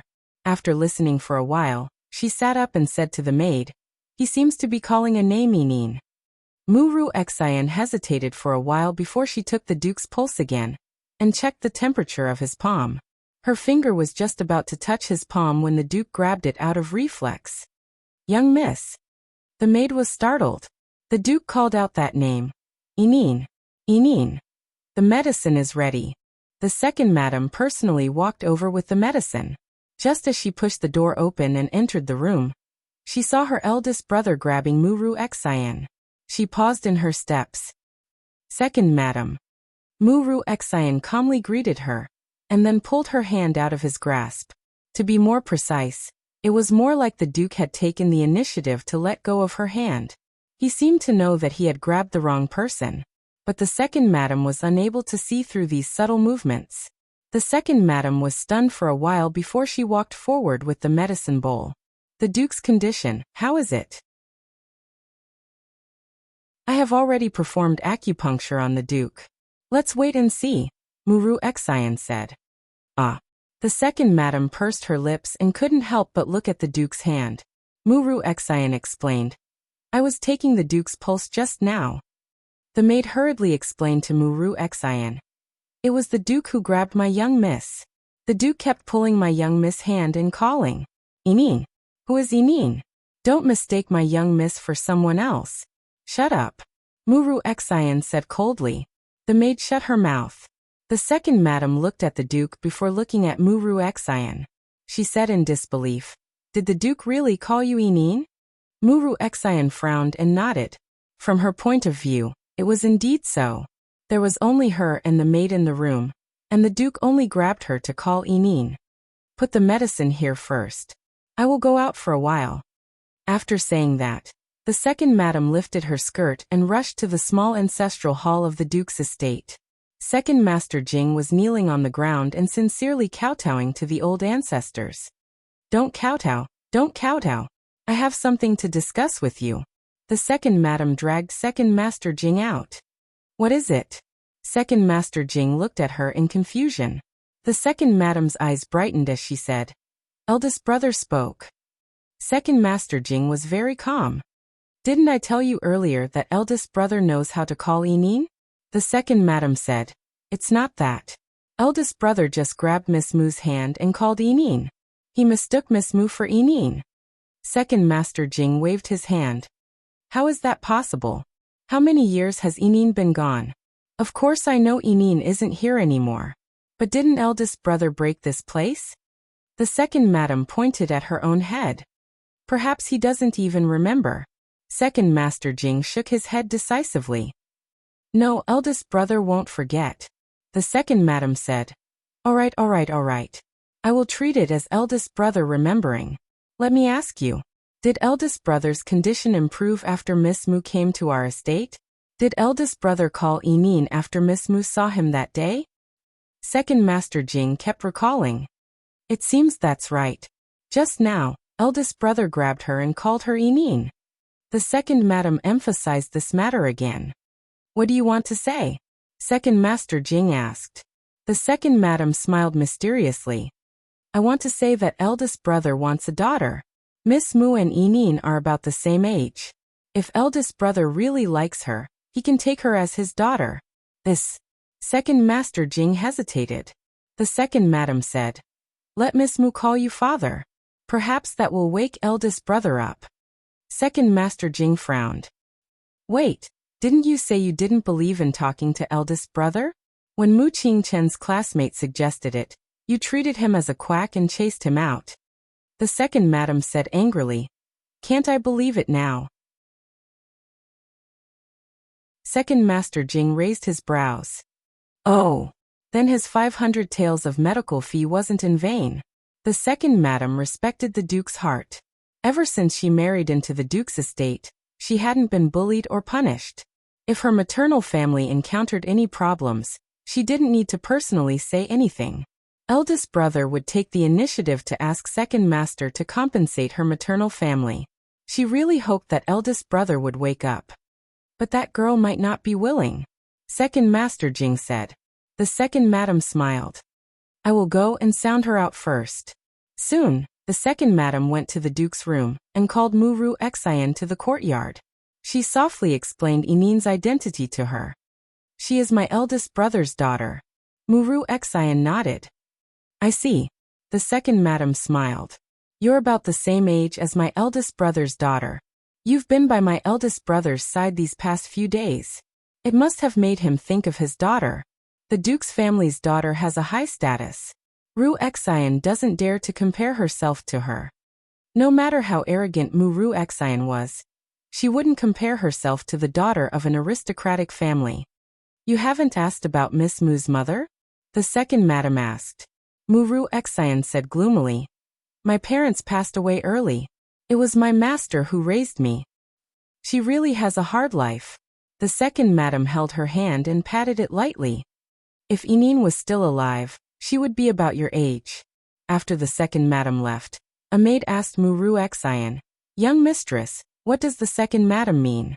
Why did she suddenly say so many strange things to you?" Muru Xian looked at the hand the Duke had grabbed and said calmly, "Who knows?"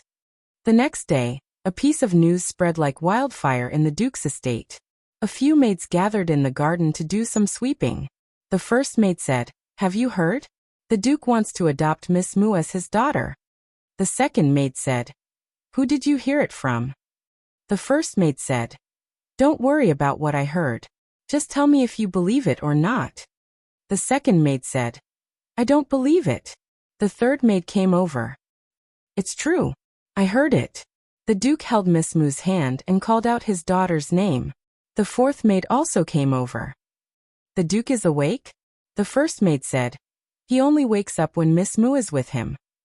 The second maid said, "It seems that Miss Mu is going to be our Duke's family's daughter. She's a bit arrogant. I don't really like her." The first maid said, "Do I need you to like her? It's enough that the Duke likes her." Gu Jiao didn't know anything about what happened in the Duke's estate. She had been training in the mornings and evenings, and going to school during the day. She was extremely busy. In the blink of an eye, it was the 6th day. The next day was the second round of the archery competition. They didn't have any funds last time, so they could only stay at the academy. They had to get up early on the day of the competition. This time, the academy gave them a sum of money, and Wu Fuzi booked an inn in the inner city for them to stay there for the night. This way, they wouldn't have to get up early the next morning and waste their energy on the road. The contestants had to enter the venue early, but the audience didn't. Thus, Gu Yan and Gu Xiaoshan would go the next morning. Principal Tsun had a spacious and comfortable carriage to take care of them. The group entered the inner city in a grandiose manner. The inn that Wu Fuzi booked was called New Moon Inn. It was about 2 miles away from Lingbo Academy. After getting off the carriage, Mu Chuan saw the inn and complained, "This place is very far from Lingbo Academy." Wu Fuzi coughed lightly. "It's only 2 miles away. It's not far. We'll be there soon." The main reason was that the money given by the academy was only enough to book this inn. Recently, because of the archery competition, the prices of the nearby inns had all increased. "This inn is so shabby," Mu Chuan said disdainfully. The young master of the Mu family, who lived in luxury, had never stayed in such a shabby inn even when his mother punished him to experience the hardships of the common people. "Ahem. It looks shabby from the outside, but it's not bad inside," Wu Fuzi said as he stepped over the threshold. With a clang, the plaque in the lobby fell down. Wu Fuzi was speechless. "Fourth brother, let's go home," Mu Chuan whispered to Mu Qingchen. Mu Qingchen glanced at Gu Jiao, who had already gone upstairs with her bag, and said indifferently, "You can go back by yourself." After saying that, he also walked up the stairs. "Hey, fourth brother." Wu Fuzi booked the best rooms for them. Each of them had a room on the second floor. Even Wu Fuzi's room wasn't as good as theirs. Gu Jiao's room was between Mu Qingchen and Mu Chuan's room. Mu Chuan came over with his bag. "Xiao Lulang, I'll switch rooms with you." He wanted to be next to his fourth brother. Gu Jiao didn't have any objections. Mu Chuan got his wish, and stayed next to Mu Qingchen. When Mu Qingchen came over to find Gu Jiao, he saw Mu Chuan's face that deserved a slap. Mu Chuan smiled brightly and opened his arms. "Fourth brother, are you surprised? Are you surprised?" Mu Qingchen was speechless. They had dinner in the main hall. In order to ensure everyone's safety, Wu Fuzi tasted every dish to make sure it wasn't poisonous and harmless before asking the waiter to bring it out. They had to enter early tomorrow, so everyone went back to their rooms to rest after dinner. Wu Fuzi guarded the corridor, and didn't allow anyone to come out for a walk. It was a little stuffy in the room. Gu Jiao opened the window to get some fresh air. Her room was facing the street. Standing by the window, she could see half of the night view of the street. Chengdu's night view was more prosperous than the capital of the Zhao kingdom. She quietly looked at the endless stream of people. Suddenly, she saw a familiar figure. The night was very dark and he was very far away, but she was sure that she didn't see wrong. She stared at his portrait countless times, and pictured his expression in her mind. It was him, Nangong with a broken arm. Nangong had just come out of a shop and stepped into the Nangong family's carriage. Gu Jiao narrowed her eyes dangerously, and jumped down from the second floor. The latest chapter of this book is not finished yet. For more exciting content, please scan the QR code below to download the app. Novels are updated faster and more complete. Millions of novels are free to read. You can find all the novels that you can't find on the internet here. https://www.zhhbqg.com/89642_896428266/1077725515. HTML Genius memorized the website address in 1 second. www.zhhbqg.com Bikuj mobile reading website.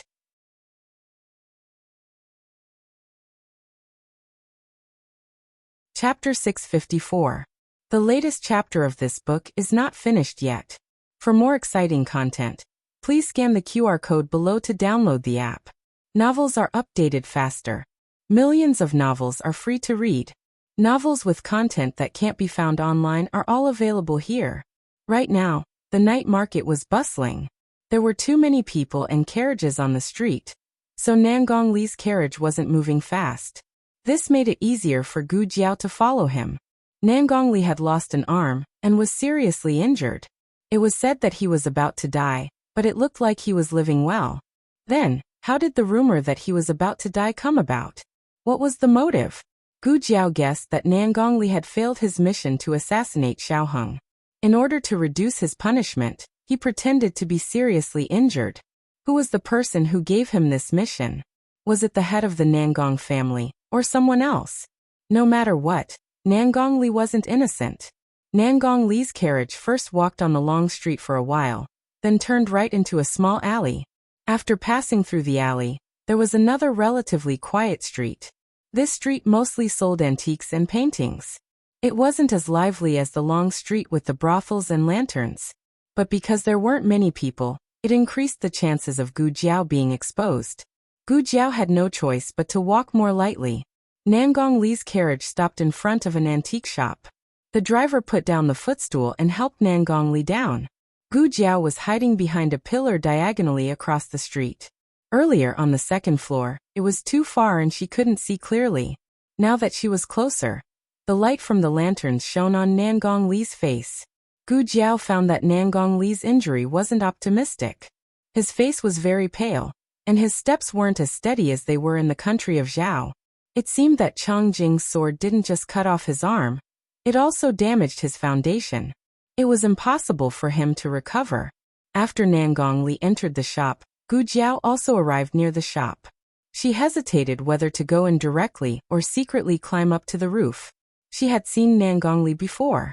She had seen him in person and in pictures, but she wasn't sure if Nangong Li had seen her before. She also wasn't sure if he had investigated her while investigating Xiao Lulang. If he hadn't, then it wouldn't matter if she went in openly. But what if Gu Jiao lowered her head and looked at her clothes? She had come out in a hurry and hadn't changed her clothes. She was wearing the Tianqiong Academy's uniform. Forget it, let's climb the wall. Gu Jiao walked into the alley and climbed up the wall to the roof. The darkness of the night perfectly concealed her figure.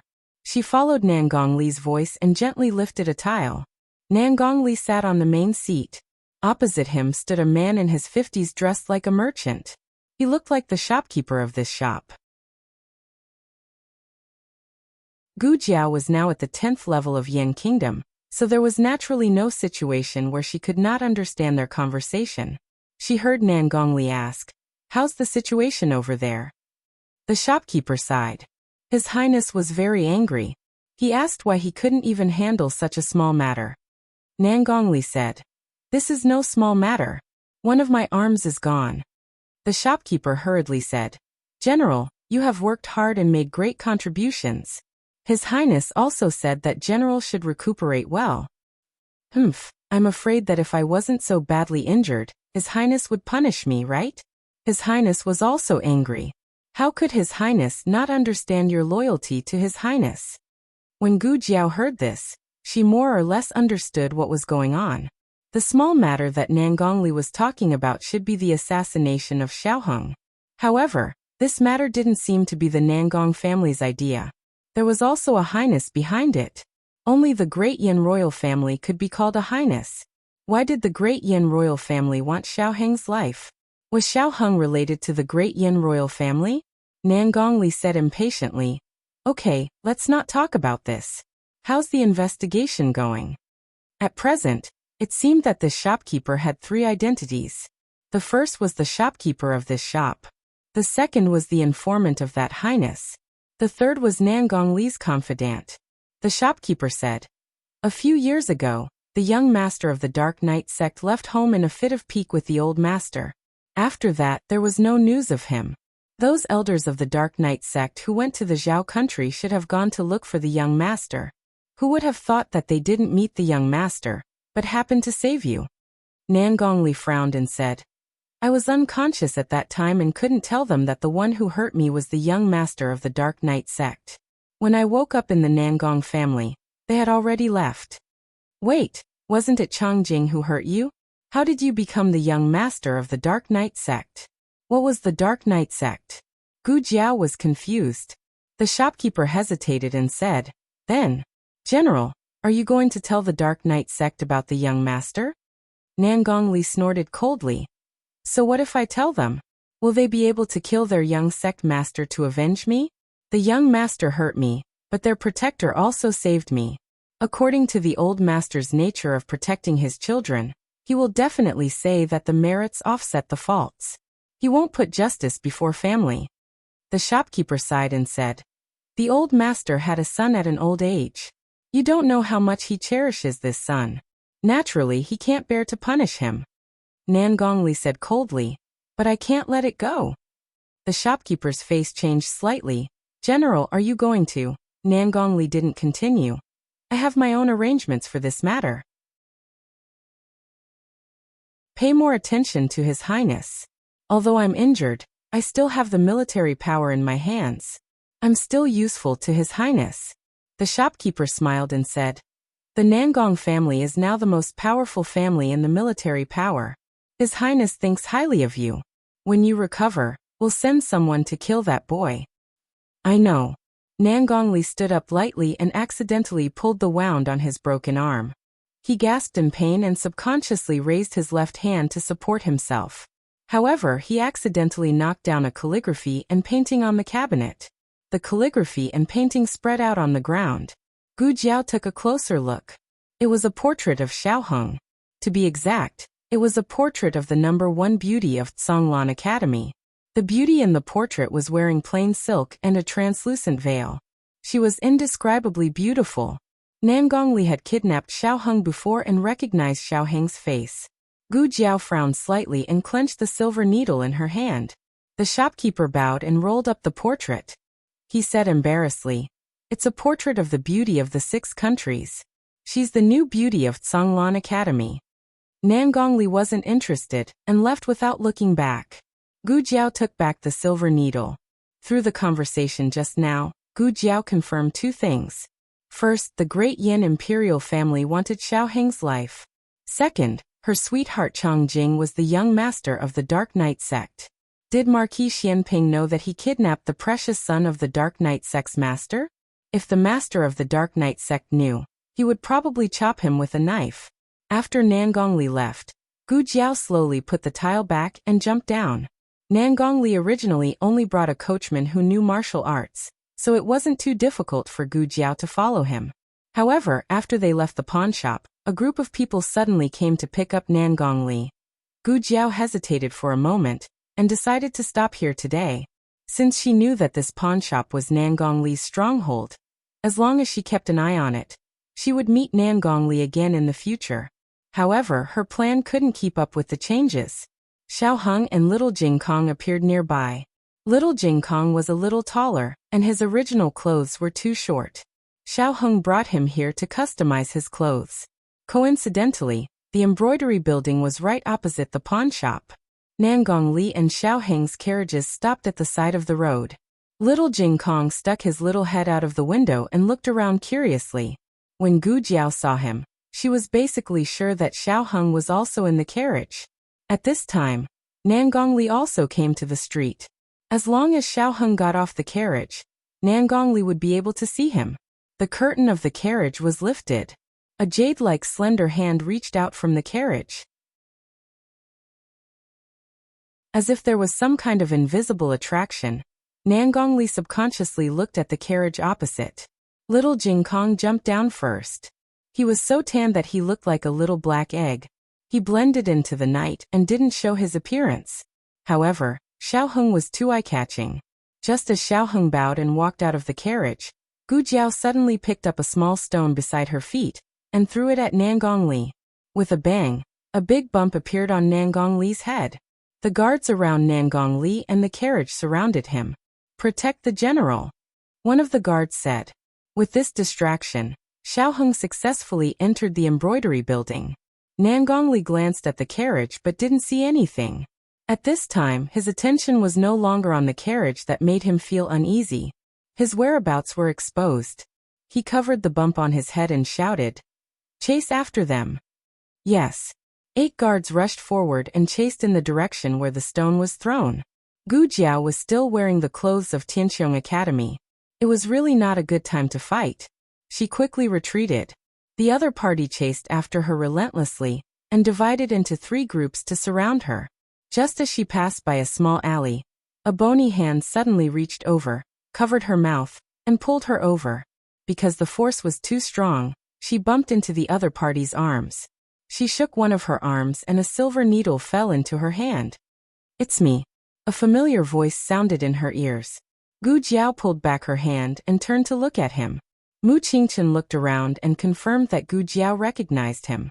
He used his qinggong to take Gu Jiao to a carriage at the other end of the alley. Nangong Li's 8 guards surrounded them from different directions and finally locked onto the carriage. The coachman wasn't there.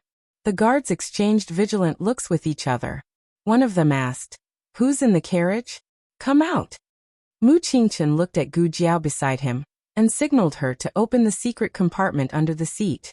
Gu Jiao did as she was told and found a set of brand new women's clothes inside.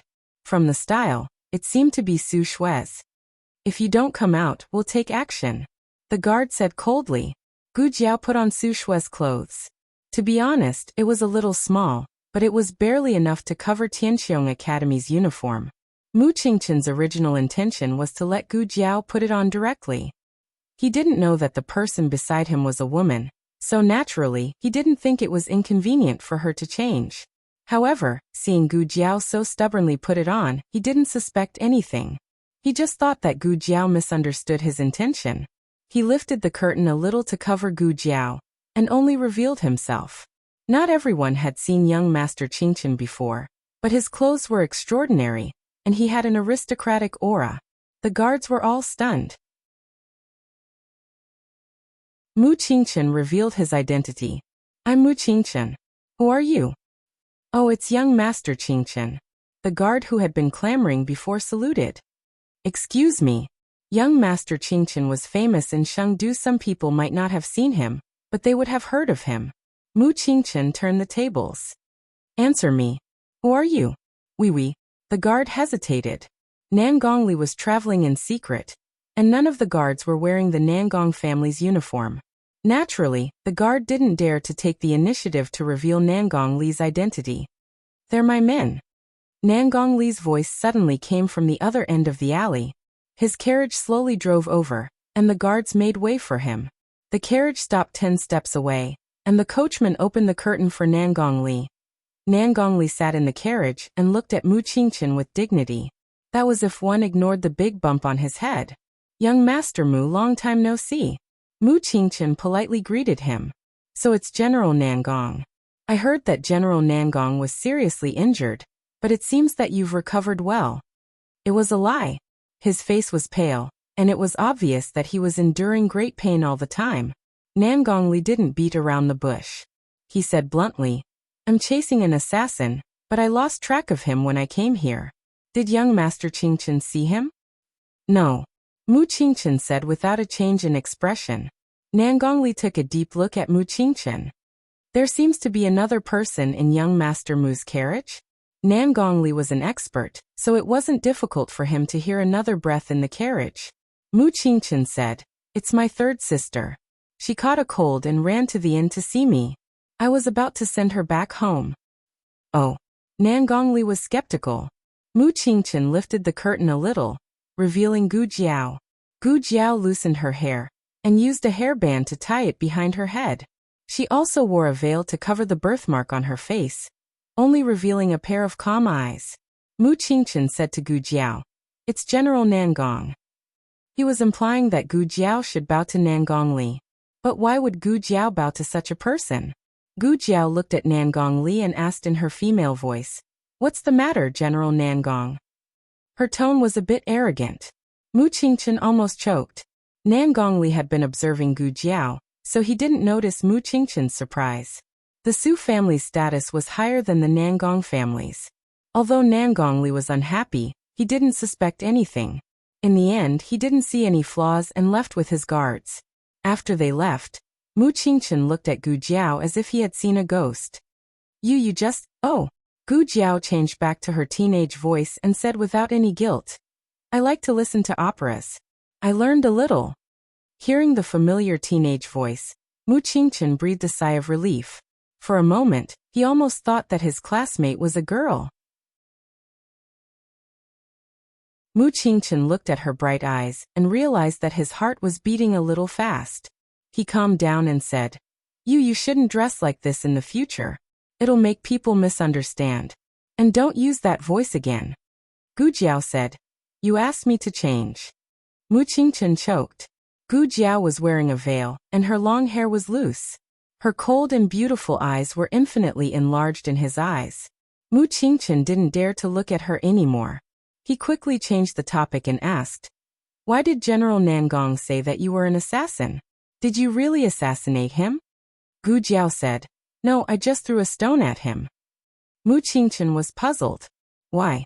Gu Jiao said fiercely. Because his son bullied me. I'm angry. Mu Qingchen. The latest chapter of this book is not finished yet. For more exciting content, please scan the QR code below to download the app. The novel is updated faster. Millions of novels are free to read. There are all kinds of novels that you can't find on the internet. https://www.zhhbqg.com/89642_896426/1077555562. HTML Genius memorized the website's address. www.zhhbqg.com Biku Pavilion mobile version website.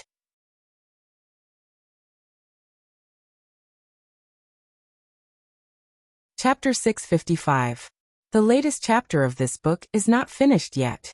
For more exciting content, please scan the QR code below to download the app. Novels are updated faster. Millions of novels are free to read. There are all kinds of novels that can't be found on the internet. Mu Qingchen couldn't refute this reason. It wasn't harmful to cause a big bump, but it was very insulting. Mu Qingchen asked, Since you know he is General Nangong, how dare you throw stones at him? Gu Jiao said, Is a general that great? Mu Qingchen sighed. Newborn calves are not afraid of tigers. When the military power of the Xianyuan family was divided into four, the Nangong family occupied the majority. Although the Nangong family was not one of the top 10 families in Chengdu, it was only because of its foundation. In terms of military power, the Nangong family was already far ahead. Mu Qingchen thought of something and asked again, By the way, how did you know he is General Nangong? Gu Jiao said, I didn't know at first, but I heard him talking to someone. He said that his son fell off the horse and was injured during the shooting competition, so I guessed it. Mu Qingchen no longer doubted anything. Gu Jiao felt it was a pity that she didn't bring any weapons or hidden weapons to the competition. If she had the black fire pearl, she would have blown Nangong Li into a pig's head. Mu Qingchen turned his head and saw Gu Jiao frowning, as if she didn't perform well. He suddenly didn't know what to say. The coachman who was sent away by Mu Qingchen came back with a stick of candied haws in his hand. Young master, there are no delicious snacks nearby, so I only bought candied haws. The coachman handed the stick to Mu Qingchen. Mu Qingchen didn't really want to eat candied haws. In his opinion, candied haws were something that only girls and children liked to eat. He was about to let the coachman take it away when he suddenly thought of something, and handed the stick of candied haws to Gu Jiao. Here. Oh, thank you. Gu Jiao didn't refuse. On the way back to the inn, Gu Jiao ate the stick of candied haws without hesitation. In case Nangong Li counterattacked, she didn't take off her woman's clothes, but only took off her veil. Mu Qingchen looked out of the window on the other side, occasionally glancing back at her. The way she chewed on candied haws was somewhat similar to Su Shui's. Mu Qingchen frowned. What was he thinking? Xiao Luleng was a man. Gu Jiao and Mu Qingchen both escaped through the window. At that time, the peddlers downstairs had not arrived yet. Now there was a long queue, so they had to go back to the inn through the main entrance. Wu Fuzi's eyeballs almost fell out of their sockets when he saw the two people coming over from the staircase. When did you two go out? I've been waiting here for a long time. Wu Fuzi exploded. What are you doing? Gu Jiao said. Yeah, I just walked around. Wu Fuzi clenched his fists and glared at Mu Qingchen. What about you? Mu Qingchen glanced at Gu Jiao and said. I just accompanied him for a walk. Wu Fuzi was so angry that he fell backwards. No wonder he was a freshman who got 2 demerits in 10 days. He ran around as soon as he arrived and led an excellent student like Mu Qingchen astray. The competition was imminent, so it was impossible to punish him. Wu Fuzi secretly remembered this. If you don't win tomorrow, I'll double the punishment when we return to the academy. The two went back to their respective rooms. Mu Qingchen wanted to rest, but he could not fall asleep when he thought of what happened just now. He had a feeling that Xiao Lulang was hiding something from him. It was a strange feeling, as if he was caught in a fog. The truth was behind the fog, but he could not get rid of it. Mu Qingchen decided to ask his classmate again. Wu Fuzi was guarding the door. Wu Fuzi would not stop him from visiting openly. However, for some reason Mu Qingchen chose to sneak in through the window. He could not explain why. He hooked the window frame with one hand and jumped onto the roof. He walked past Mu Chuan's room and jumped into Gu Jiao's room through the window. However, Gu Jiao was nowhere to be seen. Yes, Gu Jiao had gone out again. It was impossible for her to stay in her room, not in this lifetime. However, this time, Gu Jiao was more careful than the first time. Even Mu Qingchen, who was highly vigilant, was not alarmed. Mu Qingchen furrowed his brows. Why did he suddenly have a feeling of unhappiness? Gu Jiao used the same method. She climbed onto the roof from the window and jumped into the alley. She returned to the pawnshop. Nangong Li's guards had already left. The pawnshop was deserted as usual. Only a few pedestrians passed by occasionally, but not many people went in to inquire. However, Gu Jiao's attention was not on the pawnshop, but on the embroidery building opposite. The carriage was gone. Gu Jiao tilted her head slightly and continued to walk towards the other side. She took off the Tianqiong Academy uniform and put on a nocturnal suit that was easy to hide. Just as she arrived at the door of the embroidery building, a carriage suddenly drove over and stopped beside her. The person in the carriage did not speak, but a corner of the curtain was blown up by the night wind. A familiar aura drifted over faintly. Gu Jiao jumped into the carriage almost without thinking. There was an adult and a child in the carriage. There was no light. The child was so sleepy that he fell asleep in someone's arms. However, the adult was in high spirits, without a trace of tiredness. Gu Jiao sat down beside him. Why haven't you left yet? Xiao Heng faintly curled his lips. What about you? Why are you back? Waiting for you. Looking for you. One did not know that she would come back. The other did not know that he had not left. However, they still came here together. Nangong Li didn't see you, right? Gu Jiao asked. No. When Gu Jiao threw a stone at Nangong Li, Xiao Heng felt that something was wrong. He did not look back. He held little Jing Kong's hand and walked quickly into the shop. In fact, he did not see Gu Jiao. He only saw Nangong Li. However, he knew that except for Gu Jiao, no one would divert Nangong Li's attention. Are you hurt? Xiao Heng asked. No. Gu Jiao said. They didn't catch me. Xiao Heng looked at Gu Jiao up and down with the help of the thin moonlight and the candlelight on the street. He opened her palm and slid his fingertips gently to see if there were any hidden wounds. After confirming that there were no wounds, he said, Then he did not withdraw his hand. He just held Gu Jiao's small hand and rubbed her palm with his fingertips to comfort her. A girl's hand was always soft, small and slender. He could completely cover it with his big palm. Gu Jiao looked at the hand he was holding and felt the intimacy he inadvertently revealed. She knew what had happened to her. This was a pair of hands stained with blood. They had dug through mountains of corpses and bones and taken people's heads.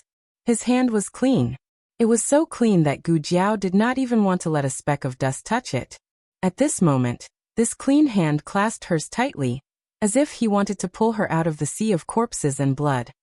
Jiao Jiao. Little Jing Kong's sleep-talking broke the temporary silence in the carriage. Gu Jiao withdrew her hand from Xiao Heng's grasp and touched little Jing Kong's back. She found that he was sweating. She took out a handkerchief to wipe his sweat and said to Xiao Heng, 2 things. Xiao Heng looked at her retracted hand and frowned imperceptibly. Gu Jiao said, The people who want to kill you are the royal family of the Yan dynasty. The royal family of the Yan dynasty? Xiao Heng looked thoughtful. Also, Gu Jiao continued, Chongjing is the young master of the Dark Knight sect. She is the young master of the Dark Knight sect. This news was shocking. Xiaoheng always thought that Chongjing was just an ordinary secret guard. What is the Dark Knight sect? Gu Jiao wanted to ask for a long time. It's an assassin organization that doesn't belong to any country. Xiaoheng didn't know much about it. He paid more attention to the affairs of the imperial court, and only heard about it occasionally in Jianghu. Soon, the carriage stopped at the door of the inn where Gu Jiao and the others lived.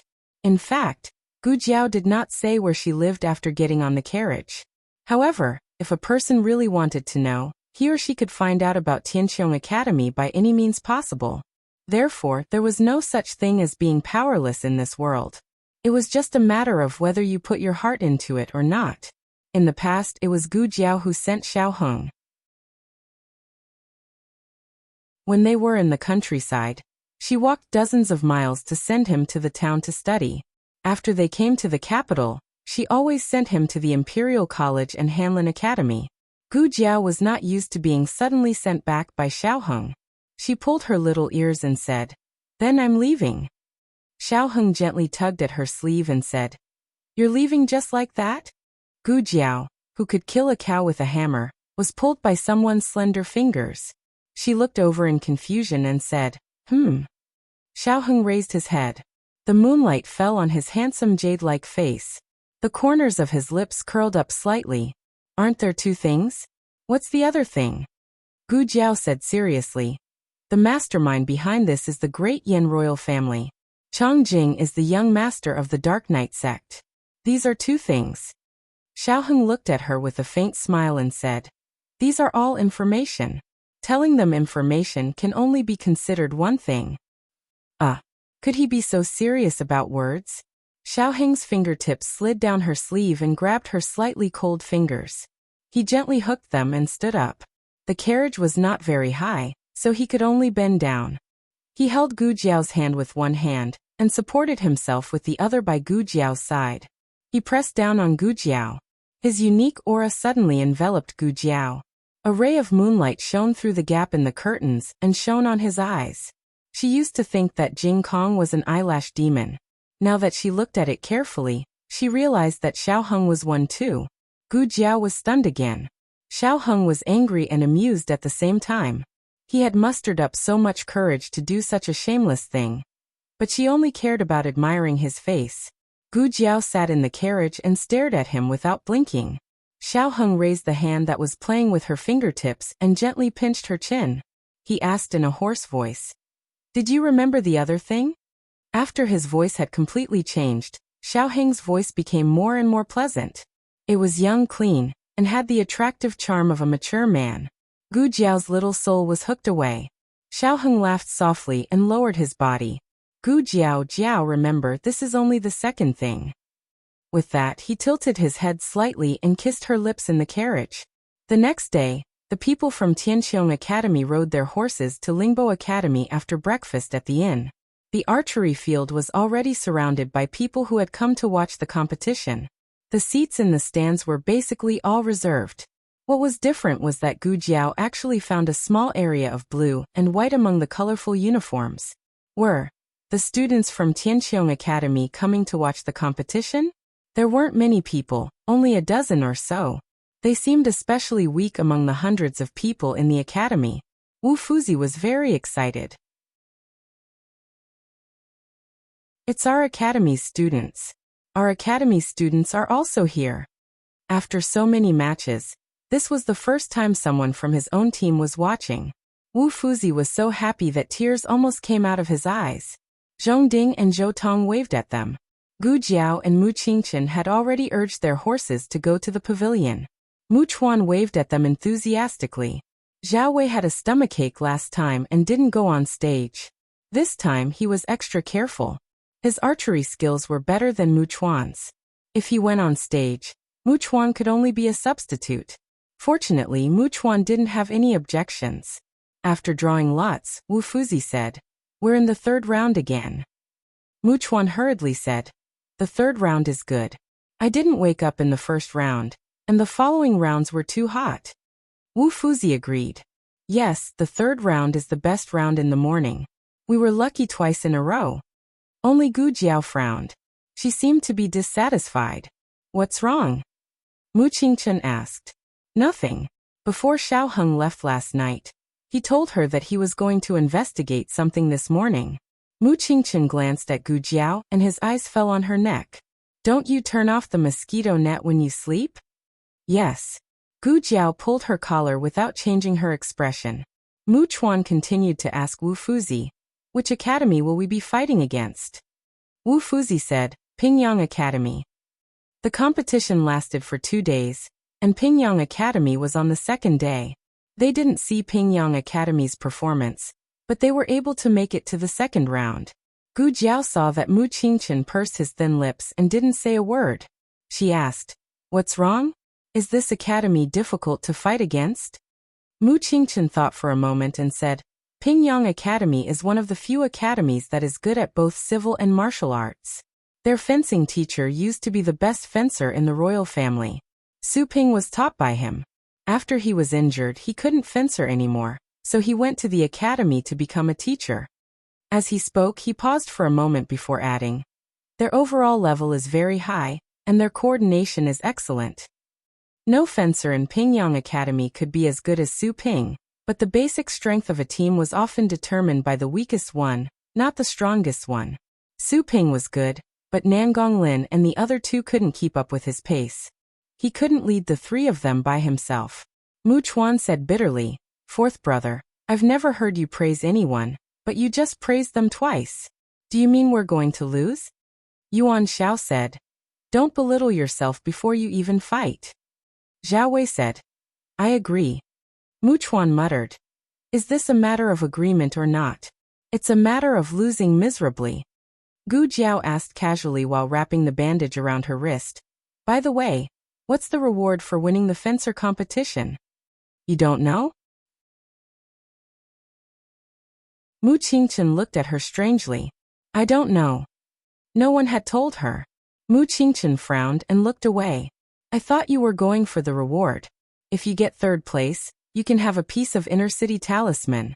The second place will get 1,000 taels of gold. Gu Jiao's bandaged hand paused.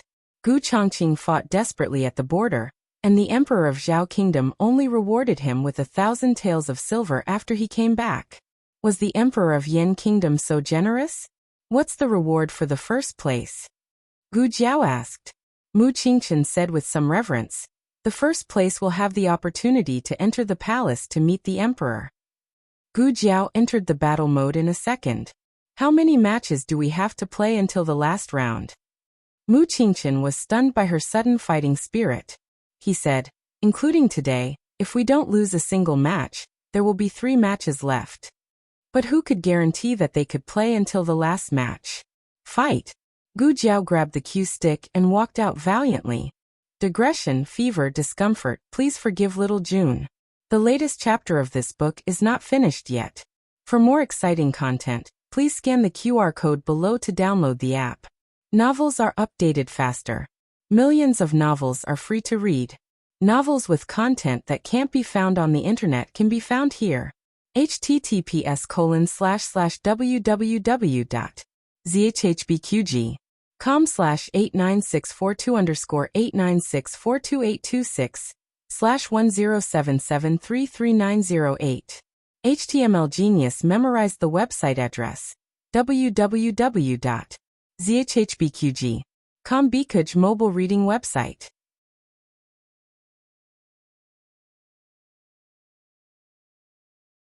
Chapter 656.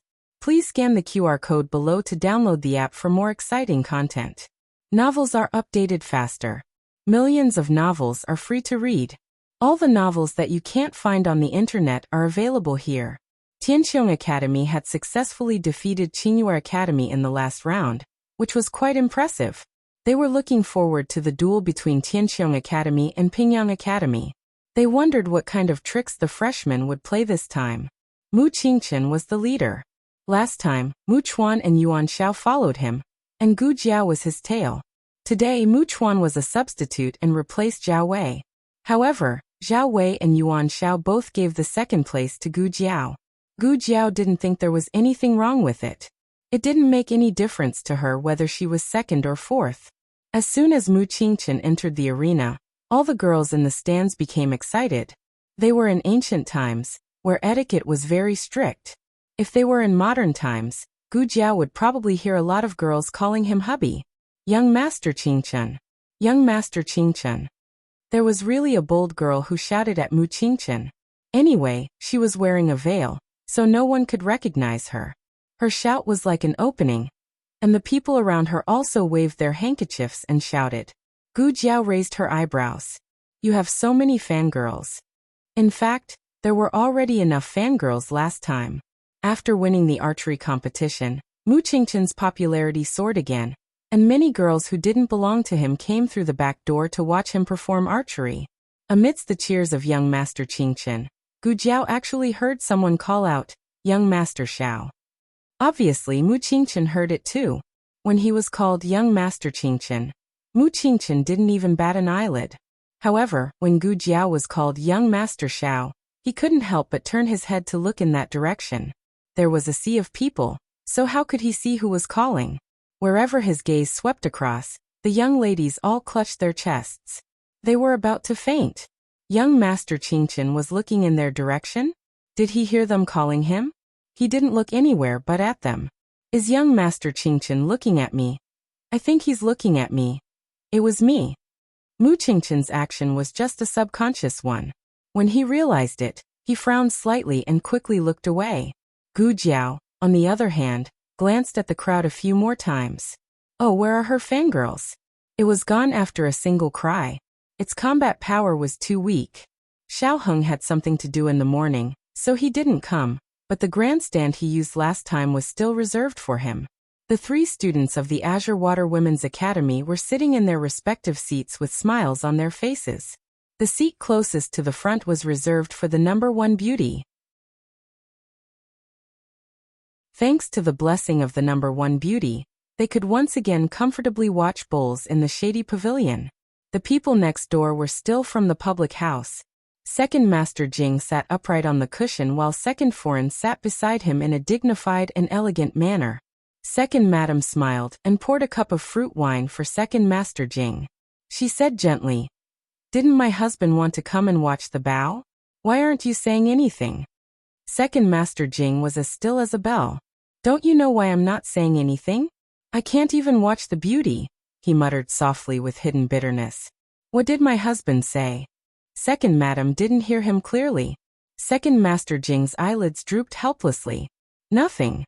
I'm just worried about eldest brother." Second Madam turned her head to look at the Duke beside her. "With Miss Mu here, eldest brother will be fine." The Duke sat in a wheelchair with Mu Ru Xian by his side. Originally, Second Madam didn't plan to bring the Duke to watch the bow competition. After all, he had just recovered from his cold and needed to rest. However, Mu Ru Xian said that it would be good for the Duke's condition to move around. The Duke stared at the bow without blinking. Mu Ru Xian wasn't sure if he was conscious, but she still smiled and asked, "Duke, do you like to watch the bow competition?" The Duke couldn't answer.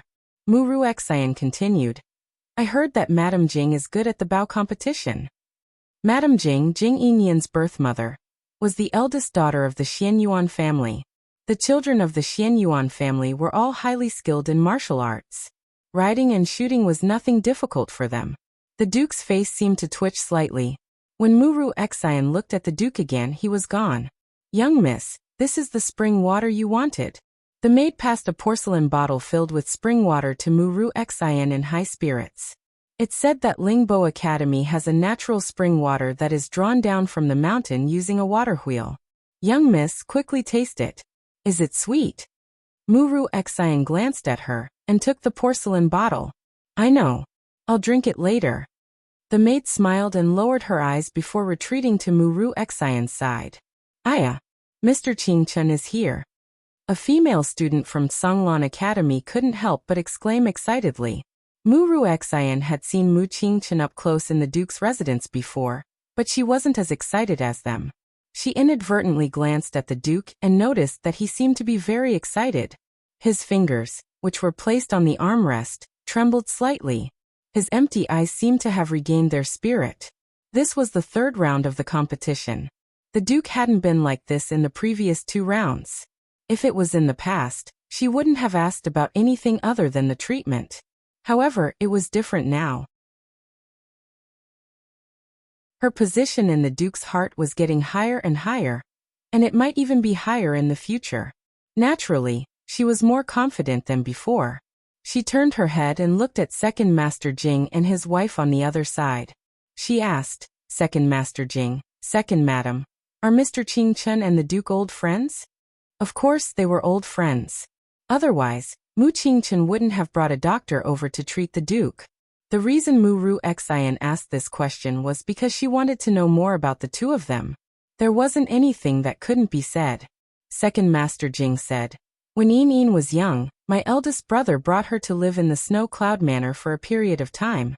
Mu Qingchen happened to live in the manor next door. Mu Qingchen's handwriting was taught by my eldest brother." "I see." Mu Ru Xian nodded. It was no wonder the Duke had such a reaction when he saw Mu Qingchen. He probably saw Mu Qingchen as his favorite student. Mu Ru Xian couldn't help but look at Mu Qingchen again. Coincidentally, Gu Jiao rode her horse over from behind. Mu Ru Xian immediately saw her face. "Why is it him?" Mu Ru Xian looked at Second Master Jing in disbelief. "Second Master Jing, didn't you tell me that you beat him so badly that he couldn't get out of bed? You even compensated him with 500 taels. Look at him now. Does he look like he was injured before?" Second Master Jing instantly choked. F***CK, I forgot about this. Last time Mu Ru Xian's arm was dislocated by Gu Jiao. Mu Ru Xian used the excuse of treating the Duke's illness to force him to capture that brat. Who would have thought that not only would he not be captured, he would also lose 500 taels. He lost face and naturally wouldn't admit it. He could only say that he originally wanted to capture him, but that brat wouldn't comply no matter what. He didn't control his strength and ended up crippling him. Second Madam also looked at Second Master Jing. "That's right. That's what you also told me." Second Master Jing coughed lightly and looked at Gu Jiao, who was practicing on the field. He said seriously, I did beat him up. Who told him to recover so quickly?" In order to divert attention, he stood up and went behind his eldest brother's wheelchair. "Eldest brother likes to watch Mu Qingchen hit the bow, right? Come. Let's go and watch." After saying that, he decisively pushed his wheelchair to the side of the railing. After the players from Tianqiong Academy were in position, the players from Pingyang Academy entered the field from the other side of the track. All 4 of them were dressed in black and held golf clubs in their hands. Their eyes were piercingly cold as they rode on tall horses. The aura of the 4 people and 4 horses was too strong. It was as if a strong murderous aura had shrouded the entire field in an instant. Zhao Wei suddenly touched his arm. "What's wrong? Yuan Xiao, don't mention it." He also felt cold. Gu Jiao was still playing with her golf club. When she heard the sound of horse hooves coming from afar, she raised her head slightly. At this moment, the 4 students from Pingyang Academy had already arrived in front of them. She clearly felt that except for Mu Qingchen's horse, her, Zhao Wei, and Yuan Zhao's horses all shivered and retreated a few steps. The game hadn't even started, and the horses were already scared. Gu Jiao frowned. The leader of the students from Pingyang Academy glanced at them. His eyes lingered on Gu Jiao's face for a while, but finally he looked at Mu Qingchen and said with a confident smile, "I watched the game last time. Indeed, you have some tricks up your sleeves. However, I'm afraid you won't be so lucky this time."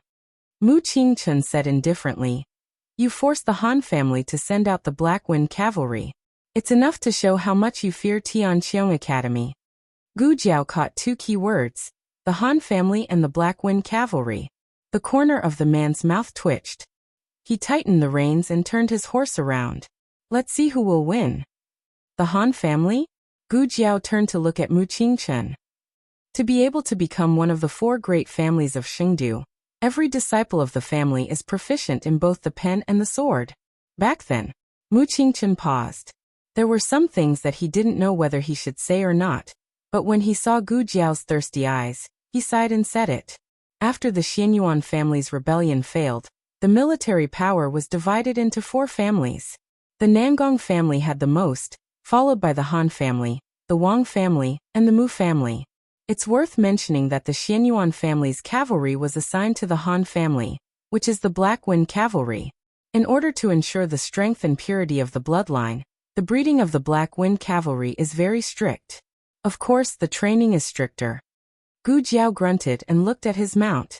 She asked, "Why isn't your horse afraid?" Mu Qingchen stroked his horse's head to comfort it. "It's not that my horse isn't afraid. It's just that I've stabilized it with my internal energy." Gu Jiao looked at Mu Qingchen's horse, and then looked at the 3 horses that were trembling. "So when we go on the field later," Mu Qingchen took a deep breath and said, "Let's leave it to fate." In this world, there was no horse that was more valiant and good at fighting than the Black Wind Cavalry. Just like how there would be pressure between experts, it was the same for horses. Wherever the Black Wind Cavalry appeared, tens of thousands of horses would retreat. On the spectators' stand, many people who had seen the Black Wind Cavalry before felt sorry for the Tianqiong Academy. "It's over, it's over. It's all over now." Second Master Jing looked at the small figure on the field whose aura was similar to his brother-in-law's, and sighed helplessly. "Why is it over?" Muru Xian walked over and asked in confusion. She was from the Chen Kingdom and didn't understand the political affairs of the Yan Kingdom. Second Master Jing pointed at the mounts of the Pingyang Academy and said, "Do you see those horses? Those aren't ordinary horses. They are the Black Wind Cavalry." Hearing the Black Wind Cavalry, Muru Xian was shocked speechless. It was rumored that the Xianyuan cavalry was valiant and good at fighting. 10,000 of them could conquer a city and 100,000 could conquer a country. They relied on the invincible Black Wind Cavalry of the Xianyuan family. It was rumored that this kind of horse was more ferocious and domineering than ordinary war horses. They were known as the men of sacrifice among horses. "Is it necessary to have a match?" Second Master Jing muttered. He knew clearly whether it was necessary or not. The Han family and the Mu family didn't get along well with each other. The young master of the Han family probably wanted to trample Mu Qingchen under his feet. That was why he sent out the Black Wind Cavalry. Sigh. Second Master Jing grabbed his collar impatiently. "Annoying. I don't want to watch anymore." Wait. What was he annoyed about? Wasn't it exactly what he wanted when that brat's academy lost? Second young Master Jing smirked and stared at the boxing field with his bright and spirited eyes. The gong sounded, and the match officially started. The first ball was from the Tianqiong Academy. As the team leader, Mu Qingchen personally kicked the ball to stabilize the team's morale. He shot the ball in the direction of Yuan Shao. Yuan Shao had already understood his intention and was ready to receive the ball. However, before he could swing his club, the horse under him jumped in fright and almost threw him off the back of the horse. When he stabilized himself, the ball had already been snatched away by the students of the Pingyang Academy. The horses of the Tianqiong Academy couldn't outrun the Black Wind Cavalry. Once the people of the Pingyang Academy got the ball, there was basically no room to maneuver.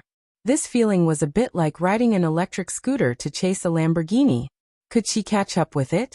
At the end of the first section, the Pingyang Academy got 3 flags and the Tianqiong Academy didn't. At the end of the second section, the Pingyang Academy got 3 more flags and the Tianqiong Academy got 1. Mu Qingchen attacked from afar. At the end of the third section, the Pingyang Academy got 4 flags and the Tianqiong Academy got 1. Gu Jiao attacked from afar. "If this goes on, we'll definitely lose, right?" Zhong Ding whispered in the stands of the Tianqiong Academy. Zhou Tong looked tense. "I believe in Xiao Lulang." Another student said weakly. "It's mainly because the horses of the Pingyang Academy are too fast and fierce." After the 4 sections, the first half ended. The score was 12-2 and the Tianqiong Academy got 2 flags. It was over. They had no chance at all. They had finally regained their confidence and came to watch a match, but they were about to lose completely. The students of the Tianqiong Academy hung listlessly on the railings like eggplants that had been hit by frost. In the waiting room, Wu Fuzi was so angry that his hair stood on end. Why did they use the Black Wind Cavalry? This is too much. Isn't it obvious that they are bullying us? They used ordinary horses in the last section. The horses of the aristocratic families were not ordinary, but it depended on who they were compared to. In front of the Black Wind Cavalry, 10,000 horses could kneel. Wu Fuzi could not take this lying down. He rolled up his sleeves and said, "No, I'll go and reason with their dean. You're allowed to steal the skills on the spot, but we're not allowed to use the Black Wind Cavalry?" A mocking voice sounded at the door. Everyone looked toward the source of the voice. It was the Pingyang Academy's young master Han Che. He crossed his arms and leaned against the door frame. He smiled and said, "Did our academy break the rules?" Wu Fuzi was completely speechless with this sentence. Yes, there was no rule that forbade the use of the Black Wind Cavalry. But that was because the person who made the rule did not expect that one day someone would ride the Black Wind Cavalry to attack the bow. You're using a sledgehammer to kill a chicken. Is this how you use the Black Wind Cavalry? Han Che smiled contemptuously and said, "See you in the arena." Wu Fuzi clenched his fists and gritted his teeth to suppress his anger. He turned to Gu Jiao and said, "Xiao Lulang, your horse can't be used anymore. You have to change to another one. The academy's horses are all in the stables. Do you want to pick one, or should I?" Gu Jiao's attack was the fiercest when she was blocking Pingyang Academy's path. Her horse was also the most frightened. On one hand, it was the pressure from the Black Wind Cavalry, and on the other hand, it was the threat from its master. Gu Jiao said, "I'll go." That's true. It's all the same. There was no horse in the stables that was not afraid of the Black Wind Cavalry. The stables of the various academies were separated. There were guards outside the stables, and each academy's members could only enter their own stables. Tianxiong Academy's stables were the innermost. Gu Jiao walked forward. As she walked, she suddenly felt a small black shadow flash past her. She tilted her head and frowned slightly. In the next second, the small black shadow flashed past her again. Gu Jiao narrowed her eyes and walked a few steps forward. When the small black shadow flashed past her for the third time, she decisively reached out her hand and caught the small black shadow. The small black shadow was lifted and hung in the air. Gu Jiao took a closer look and was instantly stunned. Jing Kong. She always used a teenage voice when she spoke outside, but little Jing Kong was familiar with her teenage voice.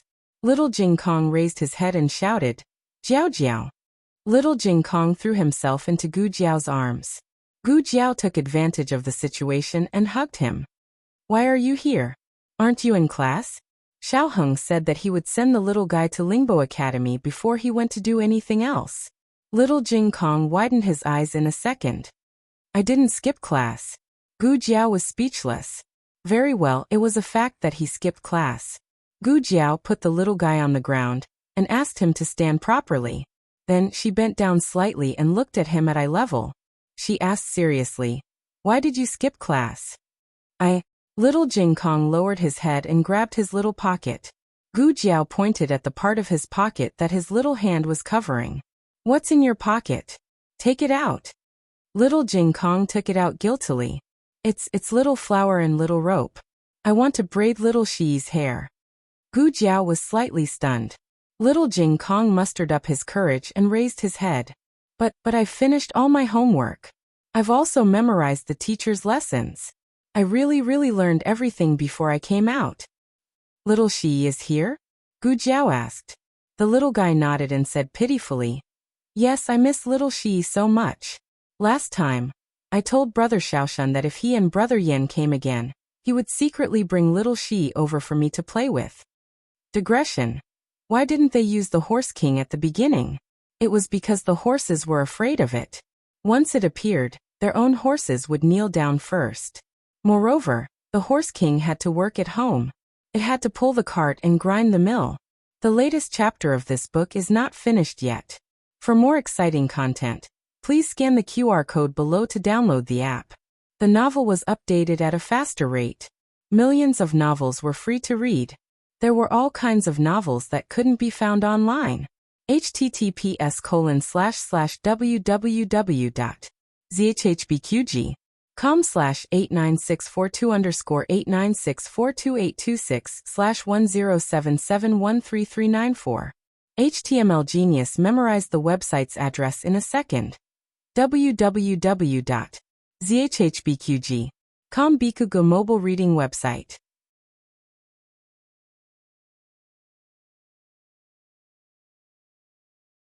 Chapter 657.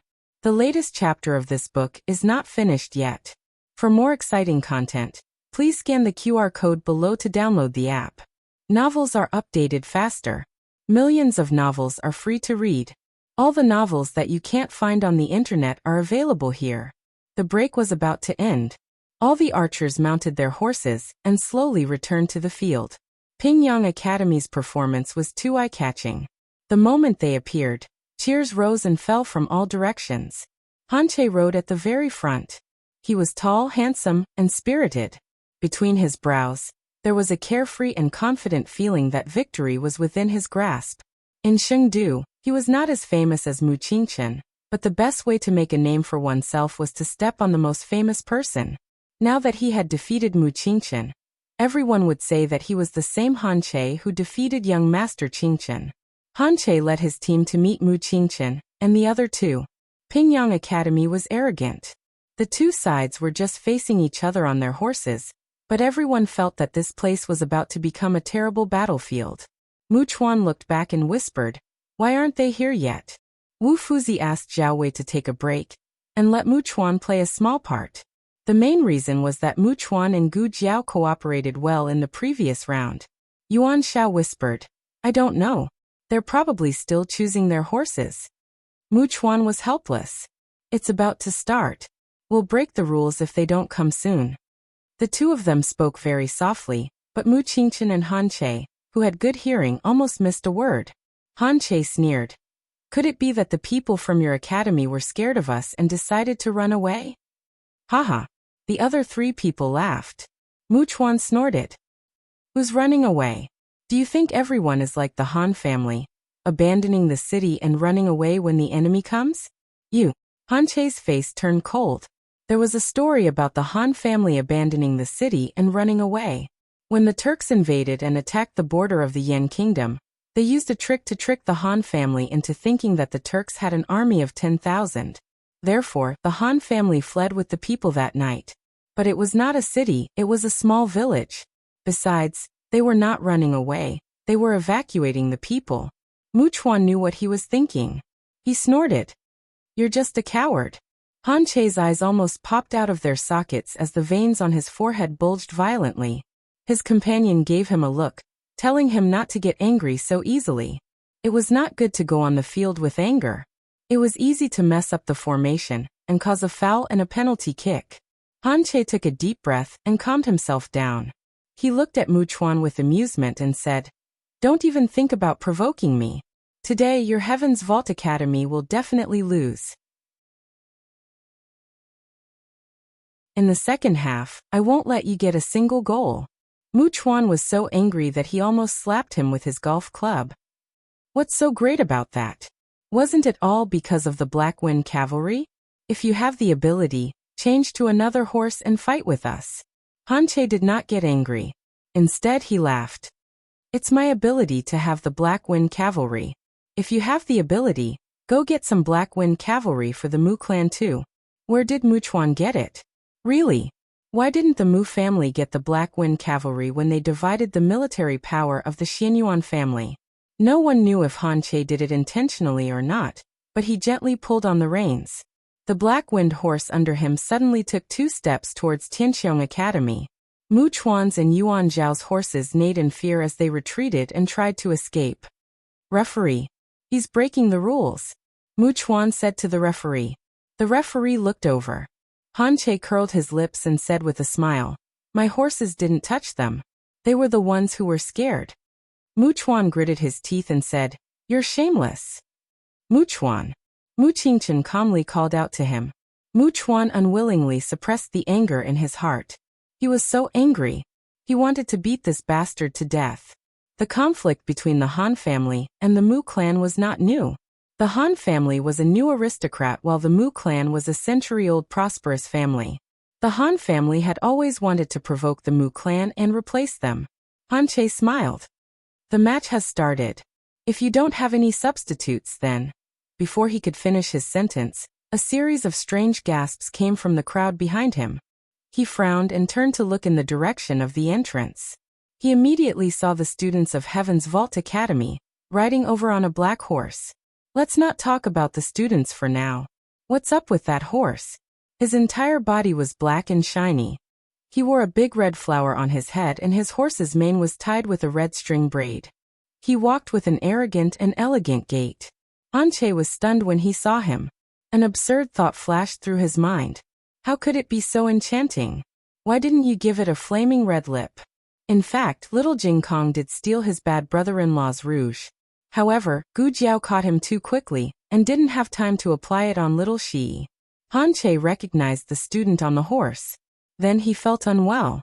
What was this kid's name again? Xiao Luang, right? Are you here to bow or to act as a matchmaker? F***ck. Second Master Jing spat out a mouthful of tea. How could there be such an eye-catching horse?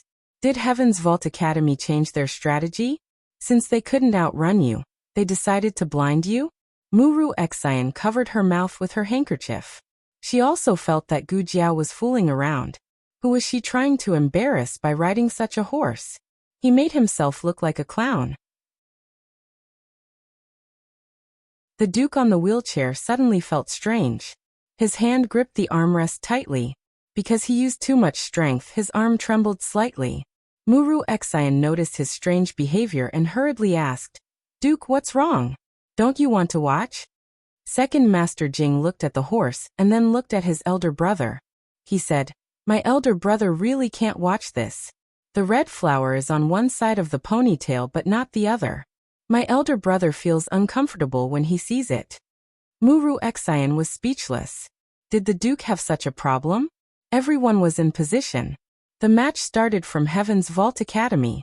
The bowers from Heaven's Vault Academy urged their horses to move to the side. One of the bowers from Pingyang Academy smiled and said to Han Che, "Look, their horses are trembling even more than in the first half." Another bower looked and saw that it was true. He sneered, "They must be scared of us. Now they're trembling in fear when they see us." Our horses also seem to be trembling a little. They're trembling because of excitement. The people from Heaven's Vault Academy were all silent. Even though it was different from before, and looked more like a horse concubine than a horse king, it was still their academy's mount. They could still recognize it. Mu Chuan muttered softly, "Why did you ride it here? Can't you see that our own horses can't move?" Gu Jiao was a little confused. Oh, how could they still recognize it when it was already so well equipped? Did these horses have a special way of recognizing horses? Gu Jiao said, "But there's no horse more ferocious than it." Mu Chuan didn't dare to raise his voice for fear that the people from Pingyang Academy would eavesdrop. He gritted his teeth and said, "Then how are we going to play later?" Gu Jiao thought for a moment and said, "Stay away from me later." Yuan Shao kicked off the ball. Gu Jiao and Mu Chuan switched positions. Mu Chuan was the assistant bower. Yuan Zhao's kick was excellent. It drew a beautiful and neat arc in the air. He directly swung his club in Mu Qingchen's direction.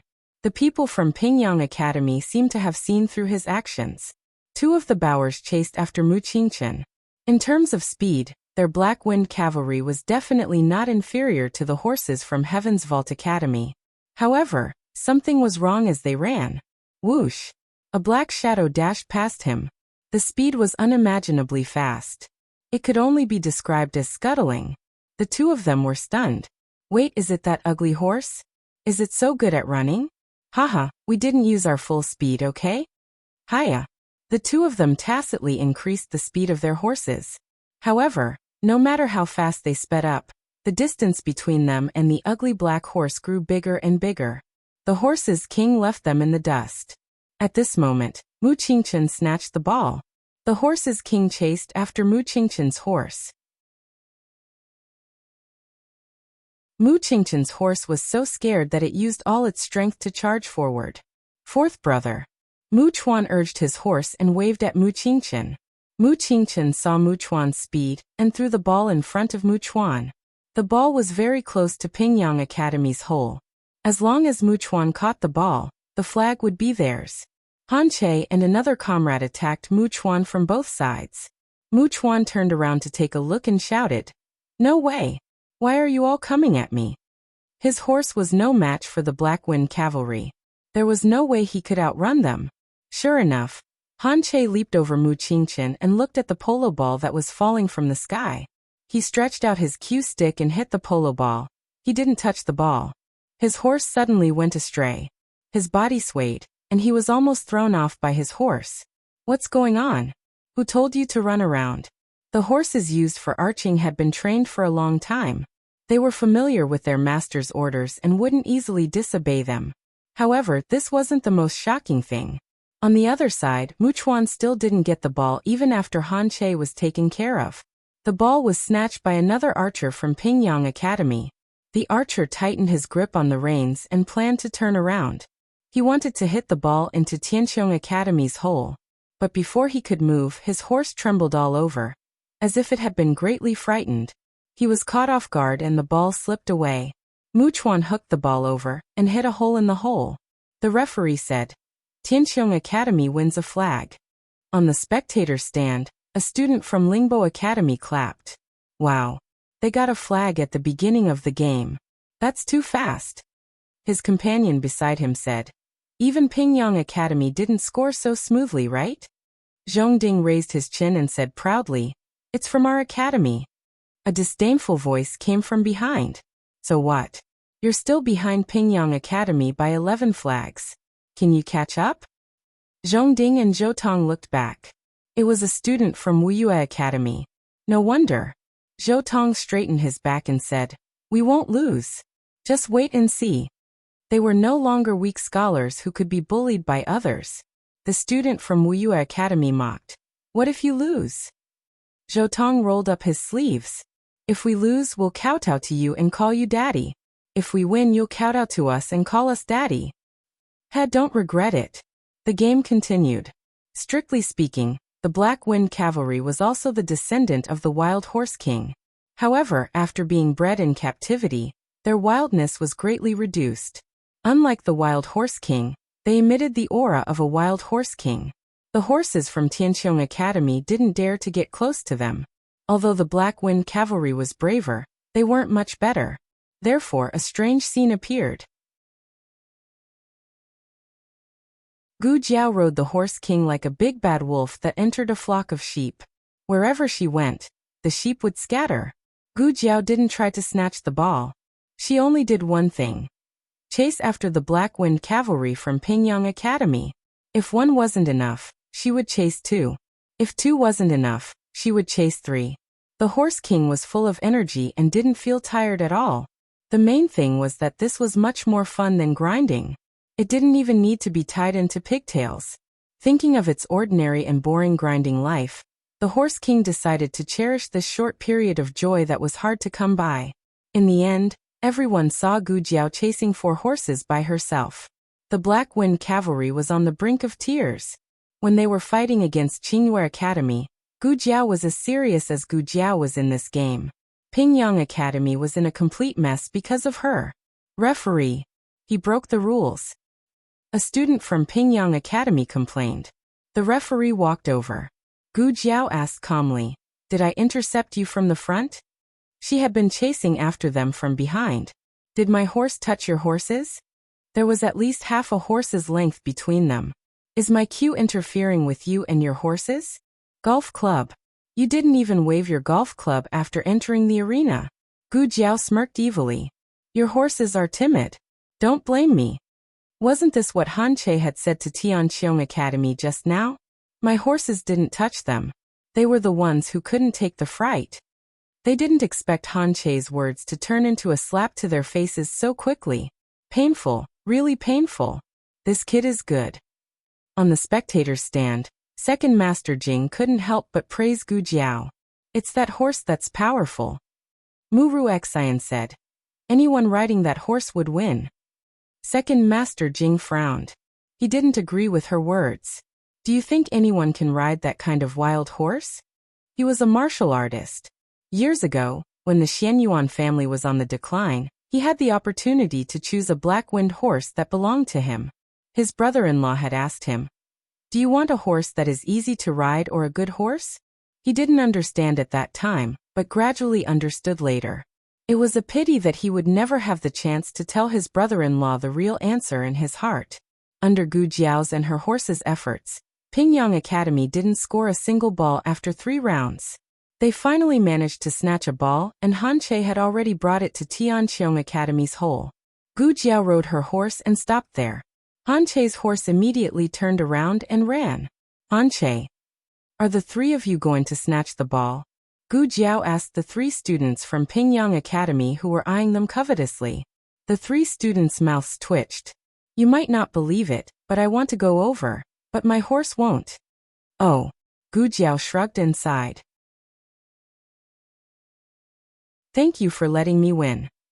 The 2 of them raised their chins and valiantly snatched the ball away. When the game was nearing its end, there was a shocking reversal in the numbers of both sides.